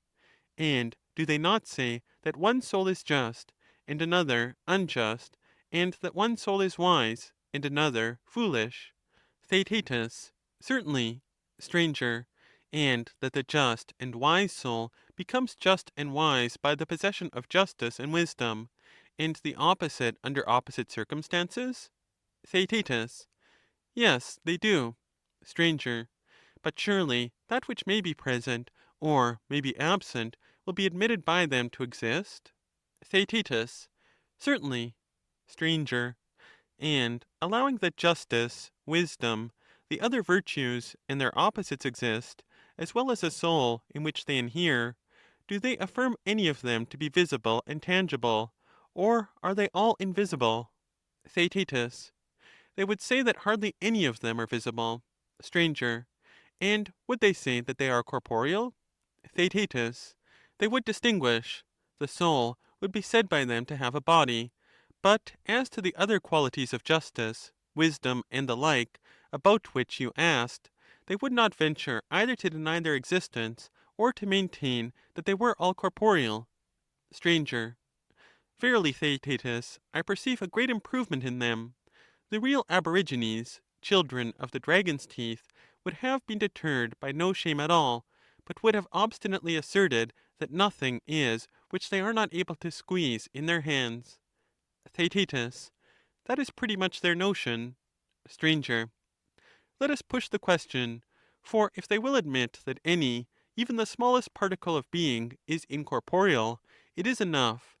They must then say what that nature is which is common to both the corporeal and incorporeal, and which they have in their mind's eye when they say of both of them that they are. Perhaps they may be in a difficulty, and if this is the case, there is a possibility that they may accept a notion of ours respecting the nature of being, having nothing of their own to offer. Theaetetus. What is the notion? Tell me, and we shall soon see. Stranger. My notion would be that anything which possesses any sort of power to affect another, or to be affected by another, if only for a single moment, however trifling the cause, and however slight the effect, has real existence, and I hold that the definition of being is simply power. Theaetetus. They accept your suggestion, having nothing better of their own to offer. Stranger. Very good. Perhaps we, as well as they, may one day change our minds. But for the present, this may be regarded as the understanding which is established with them. Theaetetus. Agreed. Stranger. Let us now go to the friends of ideas. Of their opinions, too, you shall be the interpreter. Theaetetus. I will. Stranger. To them we say, you would distinguish essence from generation? Theaetetus. Yes, they reply. Stranger.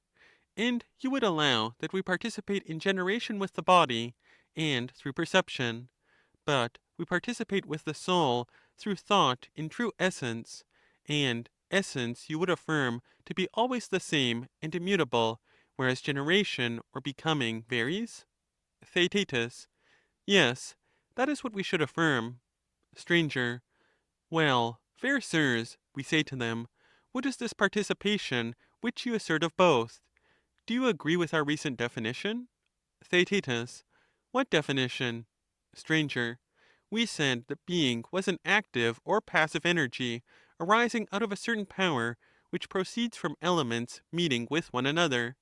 Perhaps your ears, Theaetetus, may fail to catch their answer, which I recognize because I have been accustomed to hear it. Theaetetus. And what is their answer? Stranger. They deny the truth of what we were just now saying to the aborigines about existence. Theaetetus. What was that? Stranger. Any power of doing or suffering in a degree, however slight, was held by us to be a sufficient definition of being? Theaetetus. True. Stranger. They deny this, and say that the power of doing or suffering is confined to becoming, and that neither power is applicable to being. Theaetetus. And is there not some truth in what they say? Stranger. Yes, but our reply will be that we want to ascertain from them more distinctly whether they further admit that the soul knows, and that being or essence is known. Theaetetus. There can be no doubt that they say so. Stranger. And is knowing and being known doing or suffering, or both? Or is the one doing and the other suffering, or has neither any share in either? Theaetetus. Clearly, neither has any share in either, for if they say anything else, they will contradict themselves. Stranger. I understand, but they will allow that if to know is active, then of course to be known is passive. And on this view, being, in so far as it is known, is acted upon by knowledge, and is therefore in motion, for that which is in a state of rest cannot be acted upon, as we affirm. Theaetetus. True. Stranger. And, O heavens, can we ever be made to believe that motion and life and soul and mind are not present with perfect being? Can we imagine that being is devoid of life and mind, and exists in awful unmeaningness, an everlasting fixture? Theaetetus. That would be a dreadful thing to admit, stranger. Stranger. But shall we say that being has mind and not life? Theaetetus. How is that possible? Stranger. Or shall we say that both inhere in perfect being, but that it has no soul which contains them? Theaetetus. And in what other way can it contain them? Stranger. Or that being has mind and life and soul, but although endowed with soul, remains absolutely unmoved? Theaetetus. All three suppositions appear to me to be irrational. Stranger. Under being, then, we must include motion, and that which is moved? Theaetetus. Certainly. Stranger. Then, Theaetetus, our inference is, that if there is no motion, neither is there any mind anywhere, or about anything, or belonging to any one. Theaetetus. Quite true. Stranger. And yet this equally follows, if we grant that all things are in motion. Upon this view, too, mind has no existence. Theaetetus. How so? Stranger. Do you think that sameness of condition and mode and subject could ever exist without a principle of rest? Theaetetus. Certainly not. Stranger. Can you see how, without them, mind could exist, or come into existence anywhere? Theaetetus. No. Stranger. And surely contend we must in every possible way against him who would annihilate knowledge and reason and mind, and yet ventures to speak confidently about anything. Theaetetus. Yes, with all our might. Stranger. Then the philosopher, who has the truest reverence for these qualities, cannot possibly accept the notion of those who say that the whole is at rest, either as unity or in many forms, and he will be utterly deaf to those who assert universal motion. As children say entreatingly, give us both. So he will include both the movable and immovable in his definition of being and all. Theaetetus. Most true. Stranger. And now, do we not seem to have gained a fair notion of being? Theaetetus. Yes, truly. Stranger. Alas, Theaetetus, methinks that we are now only beginning to see the real difficulty of the enquiry into the nature of it. Theaetetus. What do you mean? Stranger. O my friend, do you not see that nothing can exceed our ignorance, and yet we fancy that we are saying something good? Theaetetus. I certainly thought that we were, and I do not at all understand how we never found out our desperate case. Stranger. Reflect, after having made these admissions, may we not be justly asked the same questions which we ourselves were asking of those who said that all was hot and cold? Theaetetus. What were they? Will you recall them to my mind? Stranger. To be sure I will, and I will remind you of them by putting the same questions to you which I did to them, and then we shall get on. Theaetetus. True.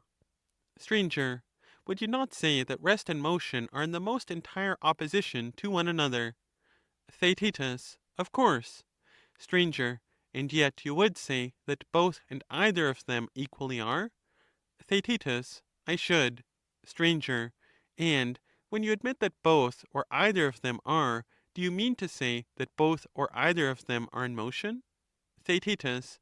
Certainly not. Stranger. Or do you wish to imply that they are both at rest, when you say that they are? Theaetetus. Of course not. Stranger. Then you conceive of being as some third and distinct nature, under which rest and motion are alike included, and observing that they both participate in being, you declare that they are. Theaetetus.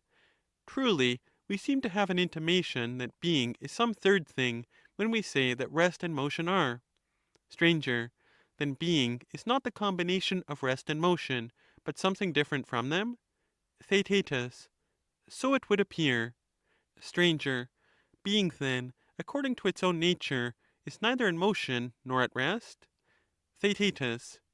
That is very much the truth. Stranger. Where then is a man to look for help, who would have any clear or fixed notion of being in his mind? Theaetetus. Where indeed? Stranger. I scarcely think that he can look anywhere, for that which is not in motion must be at rest, and again that which is not at rest must be in motion, but being is placed outside of both these classes. Is this possible? Theaetetus. Utterly impossible. Stranger. Here then is another thing which we ought to bear in mind. Theaetetus. What? Stranger. When we were asked to what we were to assign the appellation of not being, we were in the greatest difficulty. Do you remember? Theaetetus. To be sure. Stranger. And are we not now in as great a difficulty about being? Theaetetus. I should say, stranger, that we are in one which is, if possible, even greater. Stranger. Then let us acknowledge the difficulty. And as being and not being are involved in the same perplexity, there is hope that when the one appears more or less distinctly, the other will equally appear. And if we are able to see neither, there may still be a chance of steering our way in between them without any great discredit. Theaetetus. Very good. Stranger. Let us inquire then how we come to predicate many names of the same thing. Theaetetus. Give an example. Stranger. I mean that we speak of man, for example, under many names, that we attribute to him colors and forms and magnitudes and virtues and vices, in all of which instances, And in 10,000 others, we not only speak of him as a man, but also as good, and having numberless other attributes. And in the same way, anything else which we originally supposed to be one is described by us as many, and under many names. Theaetetus. That is true. Stranger. And thus we provide a rich feast for tyros, whether young or old. For there is nothing easier than to argue that the one cannot be many, or the many one. And great is their delight in denying that a man is good, for man, they insist, is man, and good is good. I dare say that you have met with persons who take an interest in such matters. They are often elderly men, whose meagre sense is thrown into amazement by these discoveries of theirs, which they believe to be the height of wisdom. Theaetetus. Certainly I have. Stranger. Then, not to exclude any one who has ever speculated at all upon the nature of being, let us put our questions to them as well as to our former friends. Theaetetus. What questions? Stranger. Shall we refuse to attribute being to motion and rest, or anything to anything, and assume that they do not mingle and are incapable of participating in one another? Or shall we gather all into one class of things communicable with one another? Or are some things communicable and others not? Which of these alternatives, Theaetetus, will they prefer? Theaetetus. I have nothing to answer on their behalf. Suppose that you take all these hypotheses in turn, and see what are the consequences which follow from each of them. Stranger. Very good. And first, let us assume them to say that nothing is capable of participating in anything else in any respect. In that case, rest and motion cannot participate in being at all. Theaetetus. They cannot. Stranger. But would either of them be, if not participating in being? Theaetetus. No. Stranger.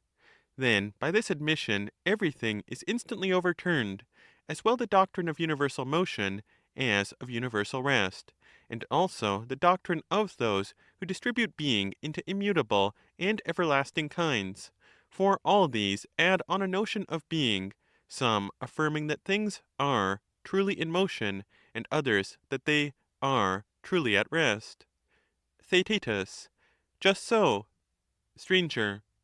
Again, those who would at one time compound, and at another resolve all things, whether making them into one, and out of one creating infinity, or dividing them into finite elements, and forming compounds out of these, whether they suppose the processes of creation to be successive or continuous, would be talking nonsense in all this if there were no admixture.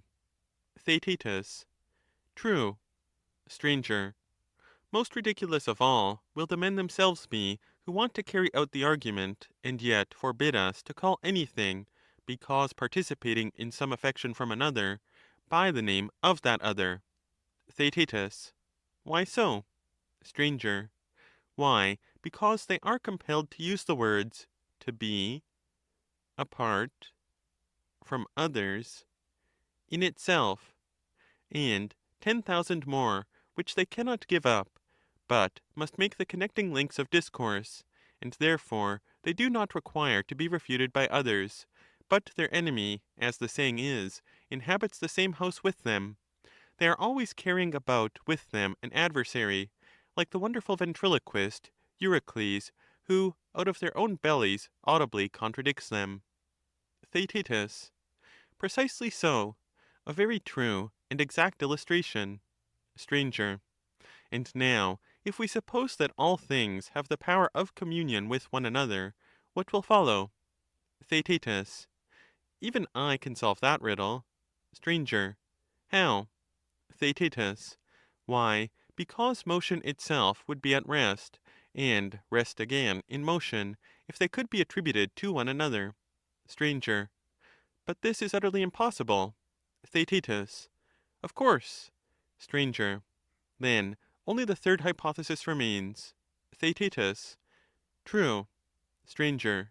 For surely either all things have communion with all, or nothing with any other thing, Or some things communicate with some things, and others not. Theaetetus. Certainly. Stranger. And two out of these three suppositions have been found to be impossible? Theaetetus. Yes. Stranger. Every one, then, who desires to answer truly will adopt the third and remaining hypothesis of the communion of some with some. Theaetetus. Quite true. Stranger. This communion of some with some may be illustrated by the case of letters, for some letters do not fit each other, while others do. Theaetetus. Of course. Stranger. And the vowels, especially, are a sort of bond which pervades all the other letters, so that without a vowel one consonant cannot be joined to another? Theaetetus. True. Stranger. But does everyone know what letters will unite with what? Or is art required in order to do so? Theaetetus. Art is required. Stranger. What art? Theaetetus. The art of grammar. Stranger. And is not this also true of sounds high and low? Is not he who has the art to know what sounds mingle a musician, and he who is ignorant not a musician? Theaetetus. Yes. Stranger. And we shall find this to be generally true of art or the absence of art? Theaetetus. Of course. Stranger. And as classes are admitted by us in like manner to be some of them capable and others incapable of intermixture, must not he who would rightly show what kinds will unite and what will not proceed by the help of science in the path of argument? And will he not ask if the connecting links are universal, and so capable of intermixture with all things, and again, in divisions, whether there are not other universal classes which make them possible? Theaetetus. To be sure he will require science, and, if I am not mistaken, the very greatest of all sciences. Stranger. How are we to call it? By Zeus, have we not lighted unwittingly upon our free and noble science? And, in looking for the Sophist, have we not entertained the philosopher unawares? Theaetetus. What do you mean? Stranger. Should we not say that the division according to classes, which neither makes the same other, nor makes other the same, is the business of the dialectical science? Theaetetus. That is what we should say. Stranger. Then, surely, he who can divide rightly is able to see clearly one form pervading a scattered multitude, and many different forms contained under one higher form, and again one form knit together into a single whole and pervading many such wholes, and many forms existing only in separation and isolation. This is the knowledge of classes which determines where they can have communion with one another, and where not. Theaetetus. Quite true. Stranger. And the art of dialectic would be attributed by you only to the philosopher pure and true? Theaetetus. Who but he can be worthy? Stranger. In this region we shall always discover the philosopher if we look for him. Like the Sophist, he is not easily discovered, but for a different reason. Theaetetus. For what reason? Stranger. Because the Sophist runs away into the darkness of not being, in which he has learned by habit to feel about, and cannot be discovered because of the darkness of the place. Is not that true? Theaetetus. It seems to be so. Stranger. And the philosopher, always holding converse through reason with the idea of being, is also dark from excess of light, for the souls of the many have no eye which can endure the vision of the divine. Theaetetus. Yes, that seems to be quite as true as the other. Stranger. Well, the philosopher may hereafter be more fully considered by us, if we are disposed, but the Sophist must clearly not be allowed to escape until we have had a good look at him. Theaetetus. Very good. Stranger. Since then we are agreed that some classes have a communion with one another, and others not, and some have communion with a few, and others with many, and that there is no reason why some should not have universal communion with all, let us now pursue the enquiry, as the argument suggests, not in relation to all ideas, lest the multitude of them should confuse us, but let us select a few of those which are reckoned to be the principal ones, and consider their several natures, and their capacity of communion with one another, in order that if we are not able to apprehend with perfect clearness the notions of being and not being, we may at least not fall short in the consideration of them, so far as they come within the scope of the present inquiry, if, peradventure, we may be allowed to assert the reality of not being, and yet escape unscathed. Theaetetus. We must do so. Stranger. The most important of all the genera are those which we were just now mentioning, being, and rest, and motion. Theaetetus. Yes, by far. Stranger. And two of these are, as we affirm, incapable of communion with one another. Theaetetus. Quite incapable. Stranger. Whereas being surely has communion with both of them, for both of them are. Theaetetus. Of course. Stranger. That makes up three of them. Theaetetus. To be sure. Stranger. And each of them is other than the remaining two, but the same with itself? Theaetetus. True. Stranger. But then, what is the meaning of these two words, same and other? Are they two new kinds other than the three, and yet always of necessity intermingling with them? And are we to have five kinds instead of three? Or, when we speak of the same and other, are we unconsciously speaking of one of the three first kinds? Theaetetus. Very likely we are. Stranger. But surely motion and rest are neither the other nor the same? Theaetetus. How is that? Stranger. Whatever we attribute to motion and rest in common cannot be either of them? Theaetetus. Why not? Stranger.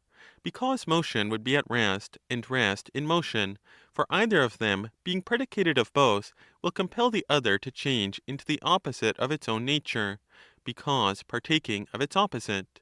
Theaetetus. Quite true. Stranger. Yet they surely both partake of the same and of the other? Theaetetus. Yes. Stranger. Then we must not assert that motion, any more than rest, is either the same or the other. Theaetetus. No, we must not. Stranger. But are we to conceive that being and the same are identical? Theaetetus. Possibly. Stranger. But if they are identical, then again in saying that motion and rest have being, we should also be saying that they are the same. Theaetetus. Which surely cannot be. Stranger.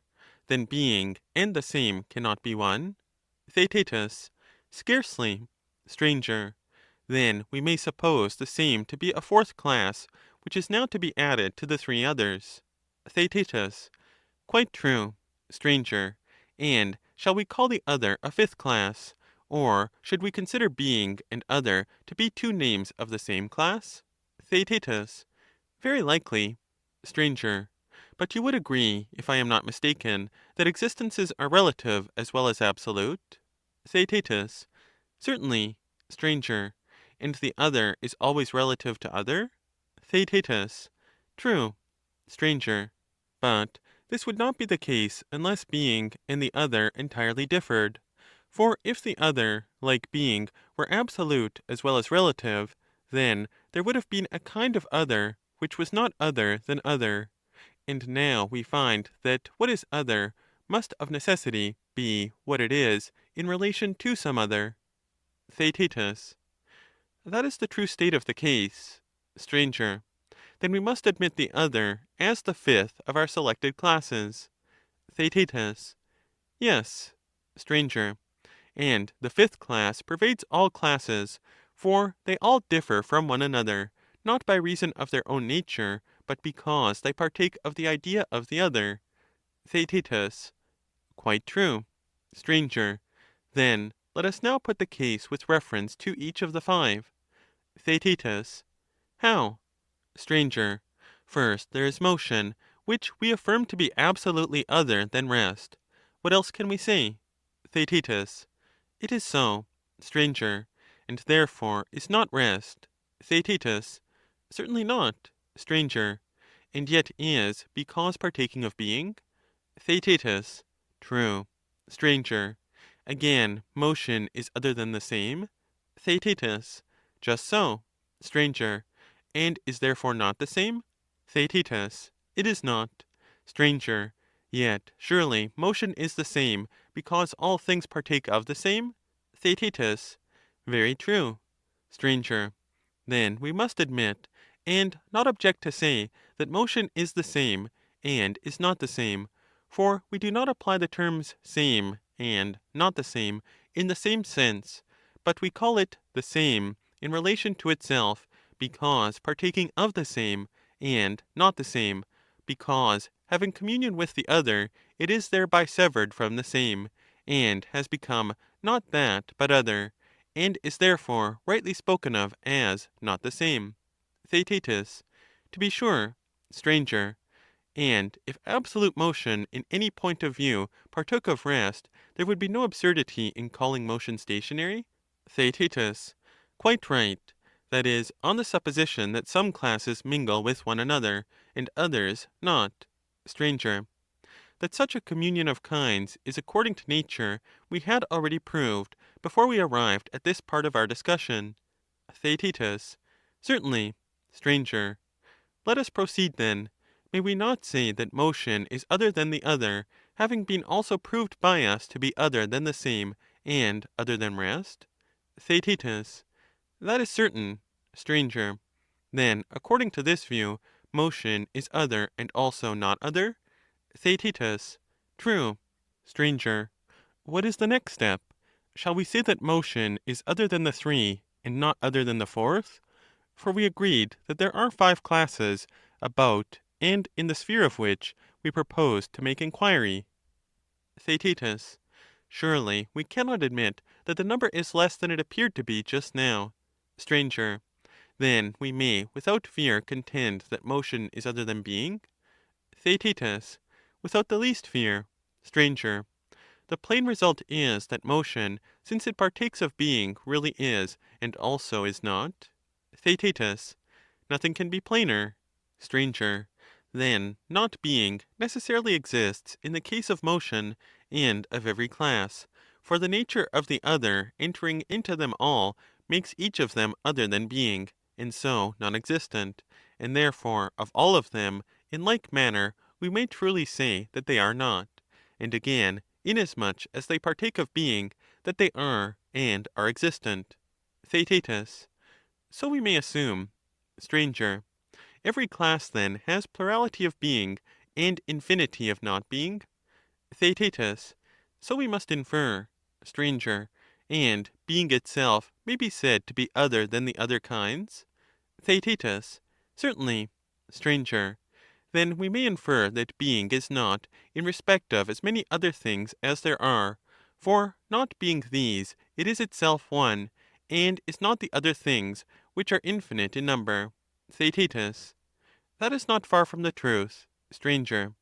And we must not quarrel with this result, since it is of the nature of classes to have communion with one another, and if any one denies our present statement, viz., that being is not, etc., let him first argue with our former conclusion, i.e., respecting the communion of ideas, and then he may proceed to argue with what follows. Theaetetus. Nothing can be fairer. Stranger. Let me ask you to consider a further question. Theaetetus. What question? Stranger. When we speak of not being, we speak, I suppose, not of something opposed to being, but only different? Theaetetus. What do you mean? Stranger. When we speak of something as not great, does the expression seem to you to imply what is little any more than what is equal? Theaetetus. Certainly not. Stranger. The negative particles, ou and me, when prefixed to words, do not imply opposition, but only difference from the words, or, more correctly, from the things represented by the words, which follow them. Theaetetus. Quite true. Stranger. There is another point to be considered, if you do not object. Theaetetus. What is it? Stranger. The nature of the other appears to me to be divided into fractions like knowledge. Theaetetus. How so? Stranger. Knowledge, like the other, is one, and yet the various parts of knowledge have each of them their own particular name, and hence there are many arts and kinds of knowledge. Theaetetus. Quite true. Stranger. And is not the case the same with the parts of the other, which is also one? Theaetetus. Very likely. But will you tell me how? Stranger. There is some part of the other which is opposed to the beautiful? Theaetetus. There is. Stranger. Shall we say that this has or has not a name? Theaetetus. It has. For whatever we call not beautiful is other than the beautiful, not than something else. Stranger. And now tell me another thing. Theaetetus. What? Stranger. Is the not beautiful anything but this, an existence parted off from a certain kind of existence, and again, from another point of view, opposed to an existing something? Theaetetus. True. Stranger. Then the not beautiful turns out to be the opposition of being to being?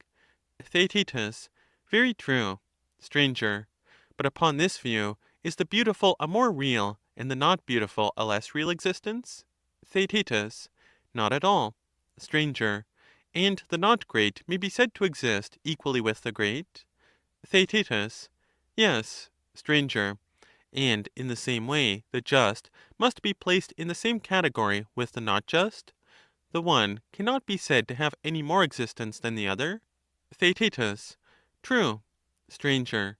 The same may be said of other things, seeing that the nature of the other has a real existence. The parts of this nature must equally be supposed to exist. Theaetetus. Of course. Stranger. Then, as would appear, the opposition of a part of the other, and of a part of being, to one another, is, if I may venture to say so, as truly essence as being itself, and implies not the opposite of being, but only what is other than being. Theaetetus. Beyond question. Stranger. What then shall we call it? Theaetetus. Clearly, not being. And this is the very nature for which the Sophist compelled us to search. Stranger. And has not this, as you were saying, as real an existence as any other class? May I not say with confidence that not being has an assured existence and a nature of its own? Just as the great was found to be great, and the beautiful beautiful, and the not great, and the not beautiful, in the same manner, not being has been found to be, and is not being, and is to be reckoned one among the many classes of being.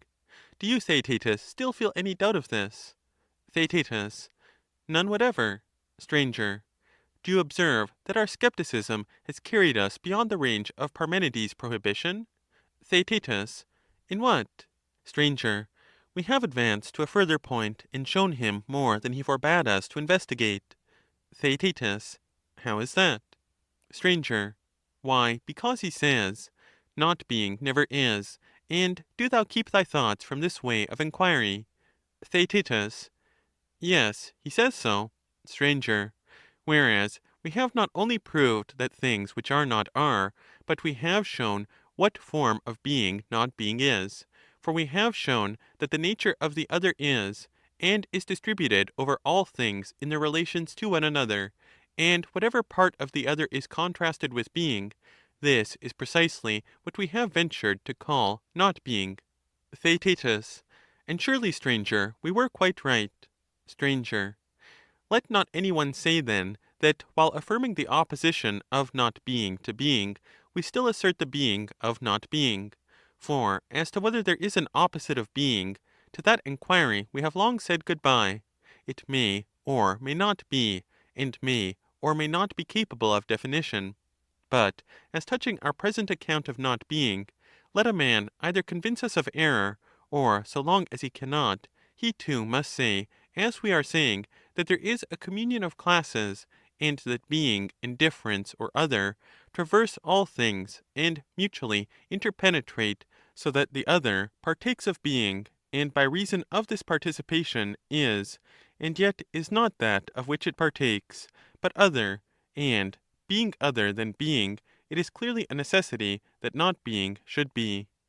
And again, being, though partaking of the other, becomes a class other than the remaining classes, and being other than all of them is not each one of them, and is not all the rest, so that undoubtedly there are thousands upon thousands of cases in which being is not, and all other things, whether regarded individually or collectively, in many respects are, and in many respects are not. Theaetetus. True. Stranger. And he who is skeptical of this contradiction must think how he can find something better to say, or if he sees a puzzle, and his pleasure is to drag words this way and that, the argument will prove to him that he is not making a worthy use of his faculties. For there is no charm in such puzzles, and there is no difficulty in detecting them. But we can tell him of something else, the pursuit of which is noble and also difficult. Theaetetus. What is it? Stranger. A thing of which I have already spoken. Letting alone these puzzles as involving no difficulty, he should be able to follow and criticize in detail every argument. And when a man says that the same is in a manner other, or that other is the same, to understand and refute him from his own point of view, and in the same respect in which he asserts either of these affections. But to show that somehow and in some sense the same is other, or the other same, or the great small, or the like unlike, and to delight in always bringing forward such contradictions, is no real refutation, but is clearly the new-born babe of some one who is only beginning to approach the problem of being. Theaetetus. To be sure. Stranger. For certainly, my friend, the attempt to separate all existences from one another is a barbarism, and utterly unworthy of an educated or philosophical mind. Theaetetus. Why so? Stranger. The attempt at universal separation is the final annihilation of all reasoning, for only by the union of conceptions with one another do we attain to discourse of reason. Theaetetus. True. Stranger. And observe that we were only just in time in making a resistance to such separatists, and compelling them to admit that one thing mingles with another. Theaetetus. Why so? Stranger. Why, that we might be able to assert discourse to be a kind of being, for if we could not, the worst of all consequences would follow. We should have no philosophy. Moreover, the necessity for determining the nature of discourse presses upon us at this moment. If utterly deprived of it, we could no more hold discourse, and deprived of it we should be, if we admitted that there was no admixture of natures at all. Theaetetus. Very true. But I do not understand why at this moment we must determine the nature of discourse. Stranger. Perhaps you will see more clearly by the help of the following explanation. Theaetetus. What explanation?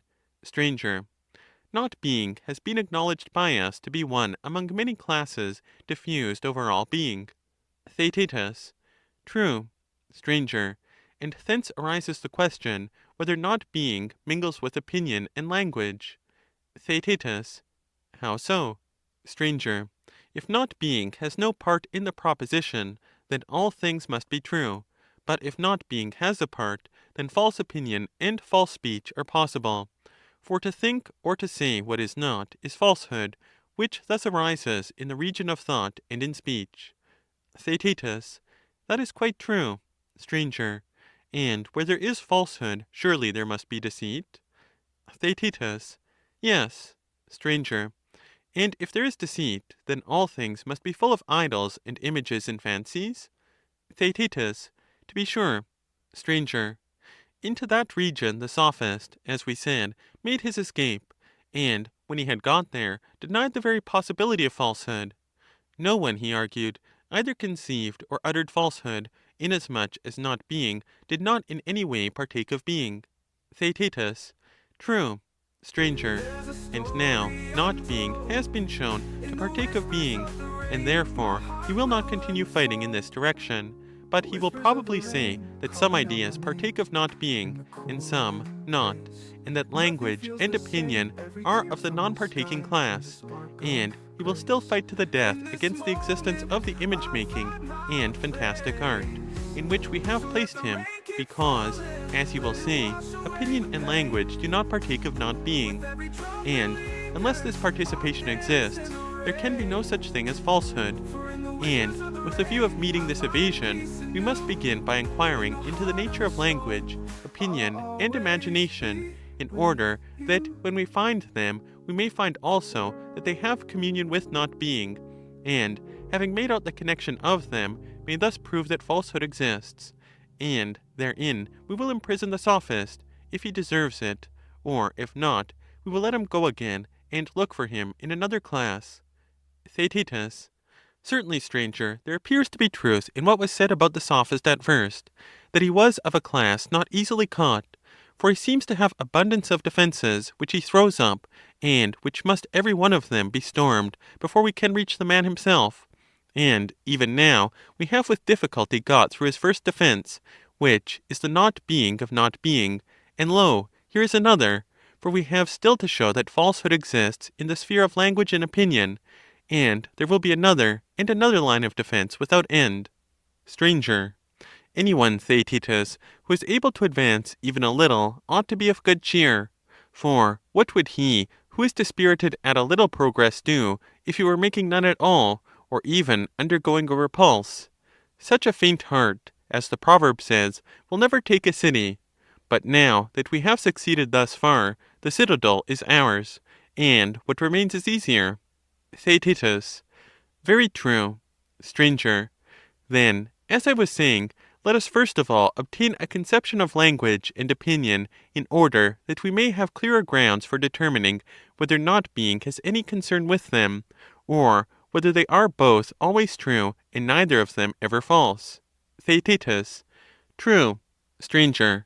Then now let us speak of names, as before we were speaking of ideas and letters, for that is the direction in which the answer may be expected. Theaetetus. And what is the question at issue about names? Stranger. The question at issue is whether all names may be connected with one another, or none, or only some of them. Theaetetus. Clearly the last is true. Stranger. I understand you to say that words which have a meaning when in sequence may be connected, but that words which have no meaning when in sequence cannot be connected. Theaetetus. What are you saying? Stranger.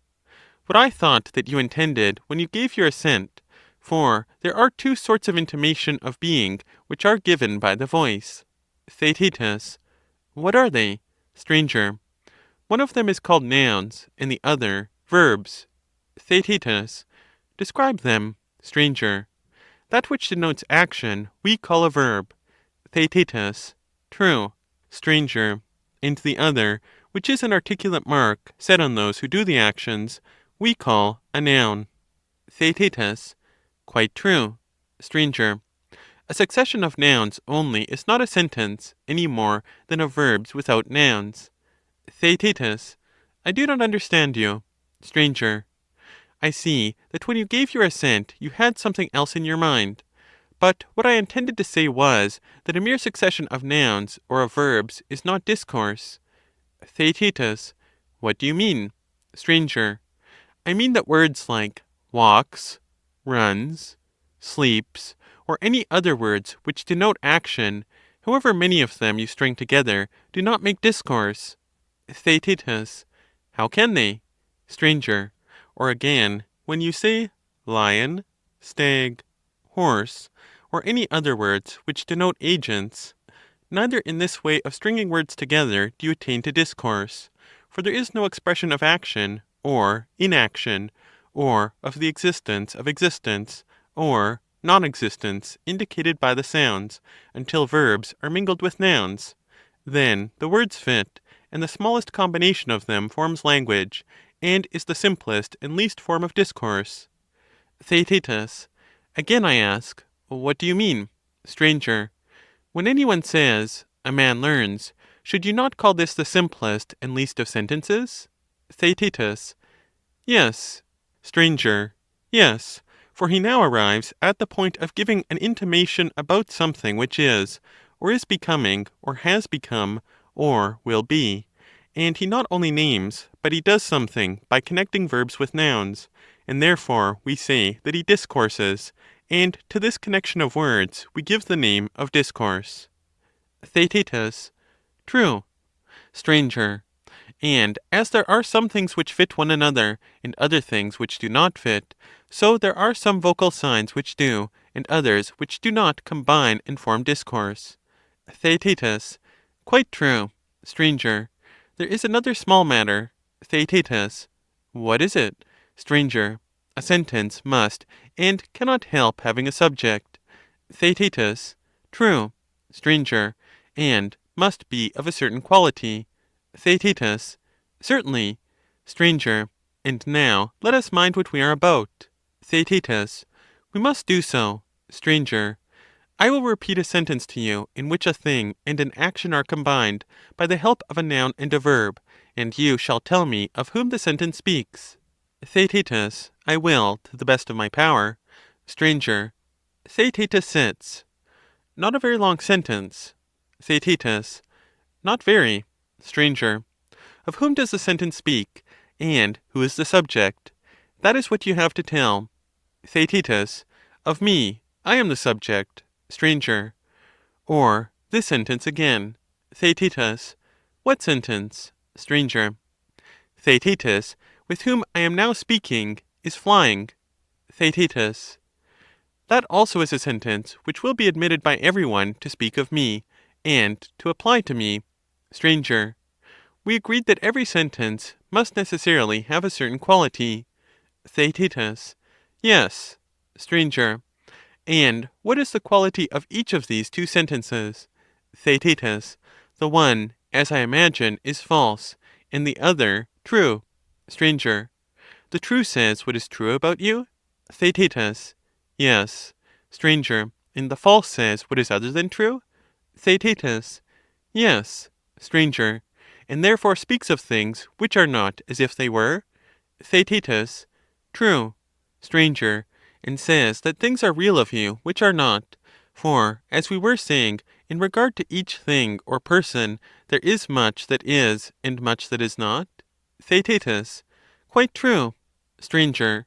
The second of the two sentences which related to you was first of all an example of the shortest form consistent with our definition? Theaetetus. Yes, this was implied in our recent admission. Stranger. And in the second place, it related to a subject? Theaetetus. Yes. Stranger. Who must be you, and can be nobody else? Theaetetus. Unquestionably. Stranger. And it would be no sentence at all if there were no subject. For, as we proved, a sentence which has no subject is impossible. Theaetetus. Quite true. Stranger.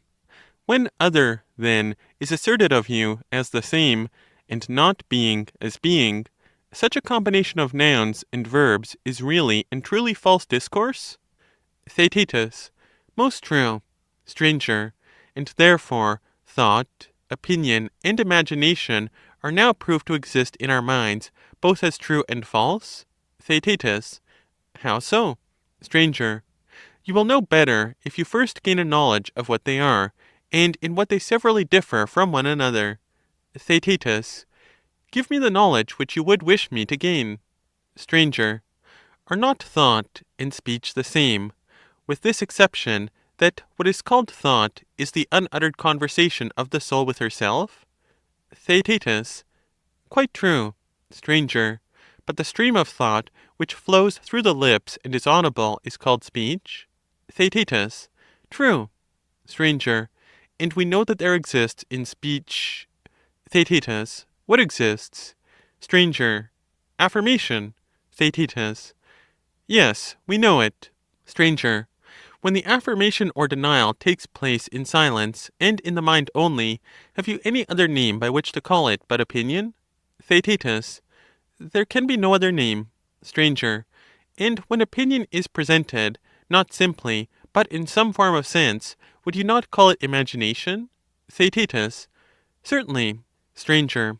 In seeing that language is true and false, and that thought is the conversation of the soul with herself, and opinion is the end of thinking, and imagination or fantasy is the union of sense and opinion, the inference is that some of them, since they are akin to language, should have an element of falsehood as well as of truth? Theaetetus. Certainly. Stranger. Do you perceive then that false opinion and speech have been discovered sooner than we expected?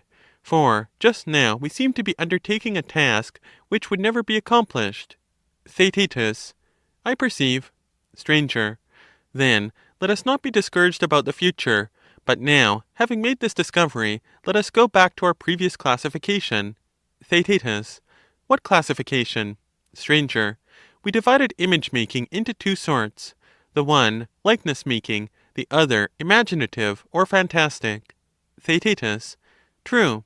Stranger. And we said that we were uncertain in which we should place the Sophist? Theaetetus. We did say so. Stranger. And our heads began to go round more and more when it was asserted that there is no such thing as an image or idol or appearance, because in no manner or time or place can there ever be such a thing as falsehood? Theaetetus. True.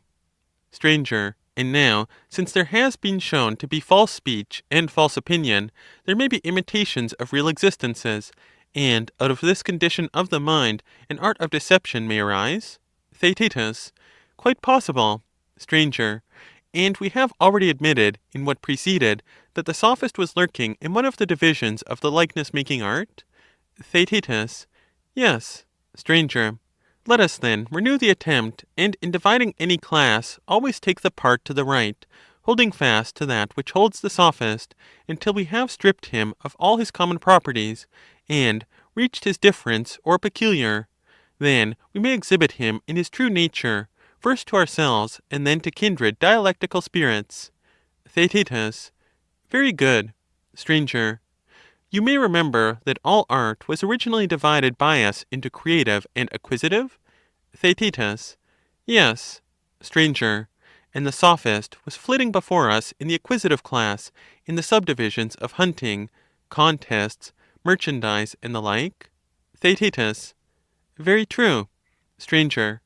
But now that the imitative art has enclosed him, it is clear that we must begin by dividing the art of creation, for imitation is a kind of creation, of images, however, as we affirm, and not of real things. Theaetetus. Quite true. Stranger. In the first place, there are two kinds of creation. Theaetetus. What are they? Stranger. One of them is human, and the other divine. Theaetetus. I do not follow. Stranger. Every power, as you may remember our saying originally, which causes things to exist, not previously existing, was defined by us as creative? Theaetetus. I remember. Stranger. Looking now at the world, and all the animals and plants, at things which grow upon the earth from seeds and roots, as well as at inanimate substances which are formed within the earth, fusel or non-fusel, shall we say that they come into existence, not having existed previously, by the creation of God, or shall we agree with vulgar opinion about them? Theaetetus. What is it? Stranger. The opinion that nature brings them into being from some spontaneous and unintelligent cause. Or shall we say that they are created by a divine reason and a knowledge which comes from God? Theaetetus. I dare say that, owing to my youth, I may often waver in my view. But now, when I look at you, and see that you incline to refer them to God, I defer to your authority. Stranger. Nobly said, Theaetetus. And if I thought that you were one of those who would hereafter change your mind, I would have gently argued with you, and forced you to assent. But as I perceive that you will come of yourself, and without any argument of mine, to that belief which, as you say, attracts you, I will not forestall the work of time. Let me suppose, then, that things which are said to be made by nature are the work of divine art, and that things which are made by man out of these are works of human art. And so there are two kinds of making and production, the one human and the other divine. Theaetetus. True. Stranger. Then now subdivide each of the two sections which we have already. Theaetetus. How do you mean? Stranger. I mean to say that you should make a vertical division of production or invention, as you have already made a lateral one. Theaetetus. I have done so. Stranger. Then now there are in all 4 parts or segments. 2 of them have reference to us and are human, and 2 of them have reference to the gods and are divine. Theaetetus. True. Stranger. And again, in the division which was supposed to be made in the other way, 1 part in each subdivision is the making of the things themselves, but the 2 remaining parts may be called the making of likenesses, and so the productive art is again divided into 2 parts. Theaetetus. Tell me the divisions once more. Stranger. I suppose that we, and the other animals, and the elements out of which things are made, fire, water, and the like, are known by us to be each and all the creation and work of God. Theaetetus. True. Stranger. And there are images of them, which are not them, but which correspond to them, and these are also the creation of a wonderful skill. Theaetetus. What are they? Stranger. The appearances which spring up of themselves in sleep or by day, such as a shadow when darkness arises in a fire, or the reflection which is produced when the light is bright and smooth objects meet on their surface with an external light, and creates a perception the opposite of our ordinary sight. Theaetetus. Yes, and the images as well as the creation are equally the work of a divine hand. Stranger. And what shall we say of human art? Do we not make one house by the art of building, and another by the art of drawing, which is a sort of dream created by man for those who are awake? Theaetetus. Quite true. Stranger.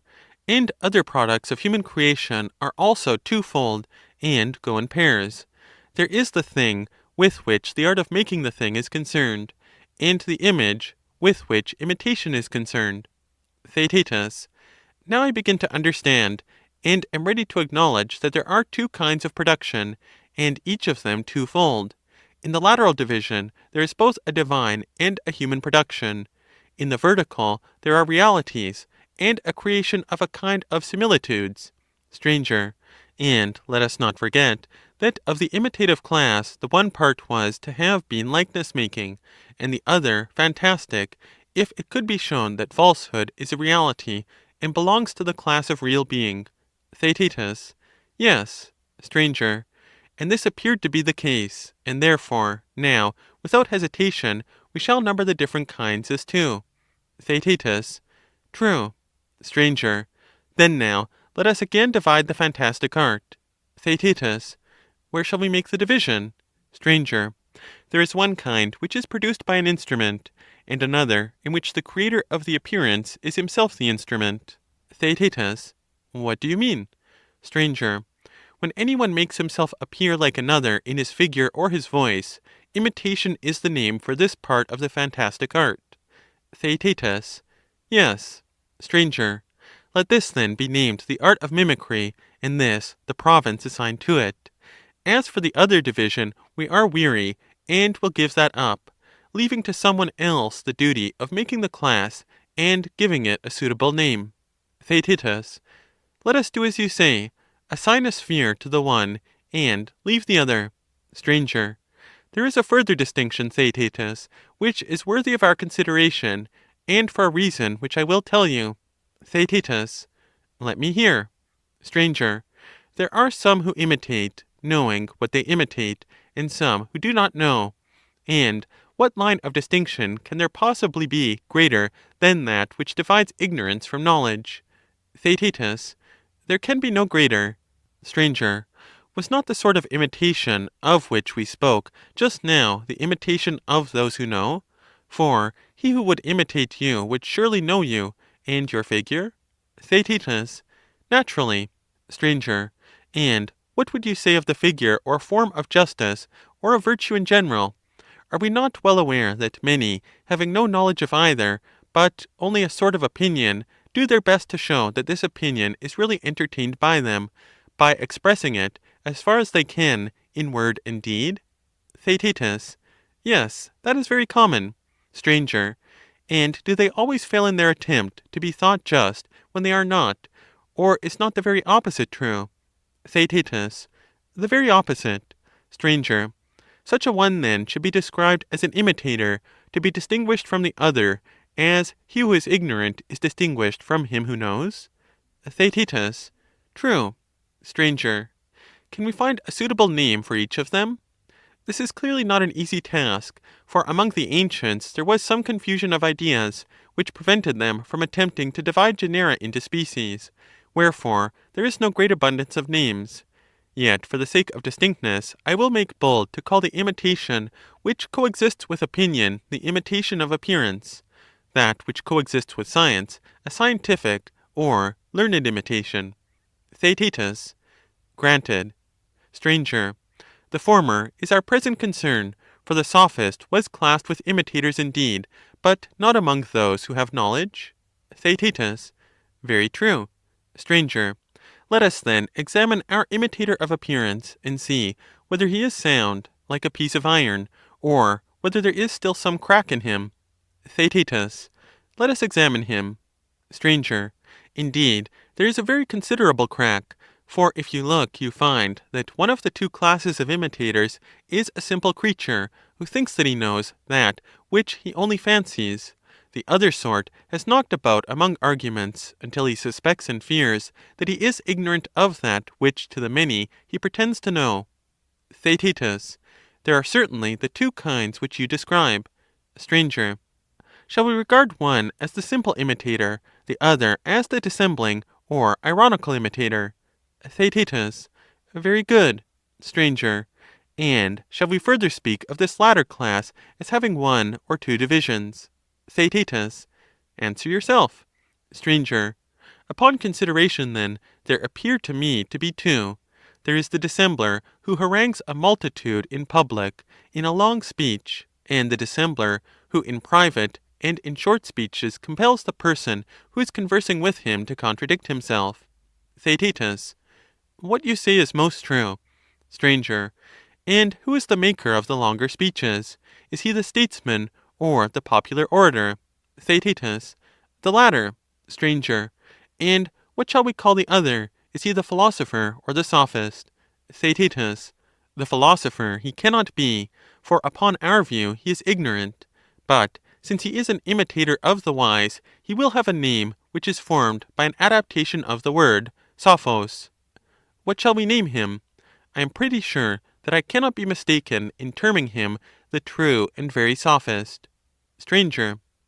Shall we bind up his name as we did before, making a chain from one end of his genealogy to the other?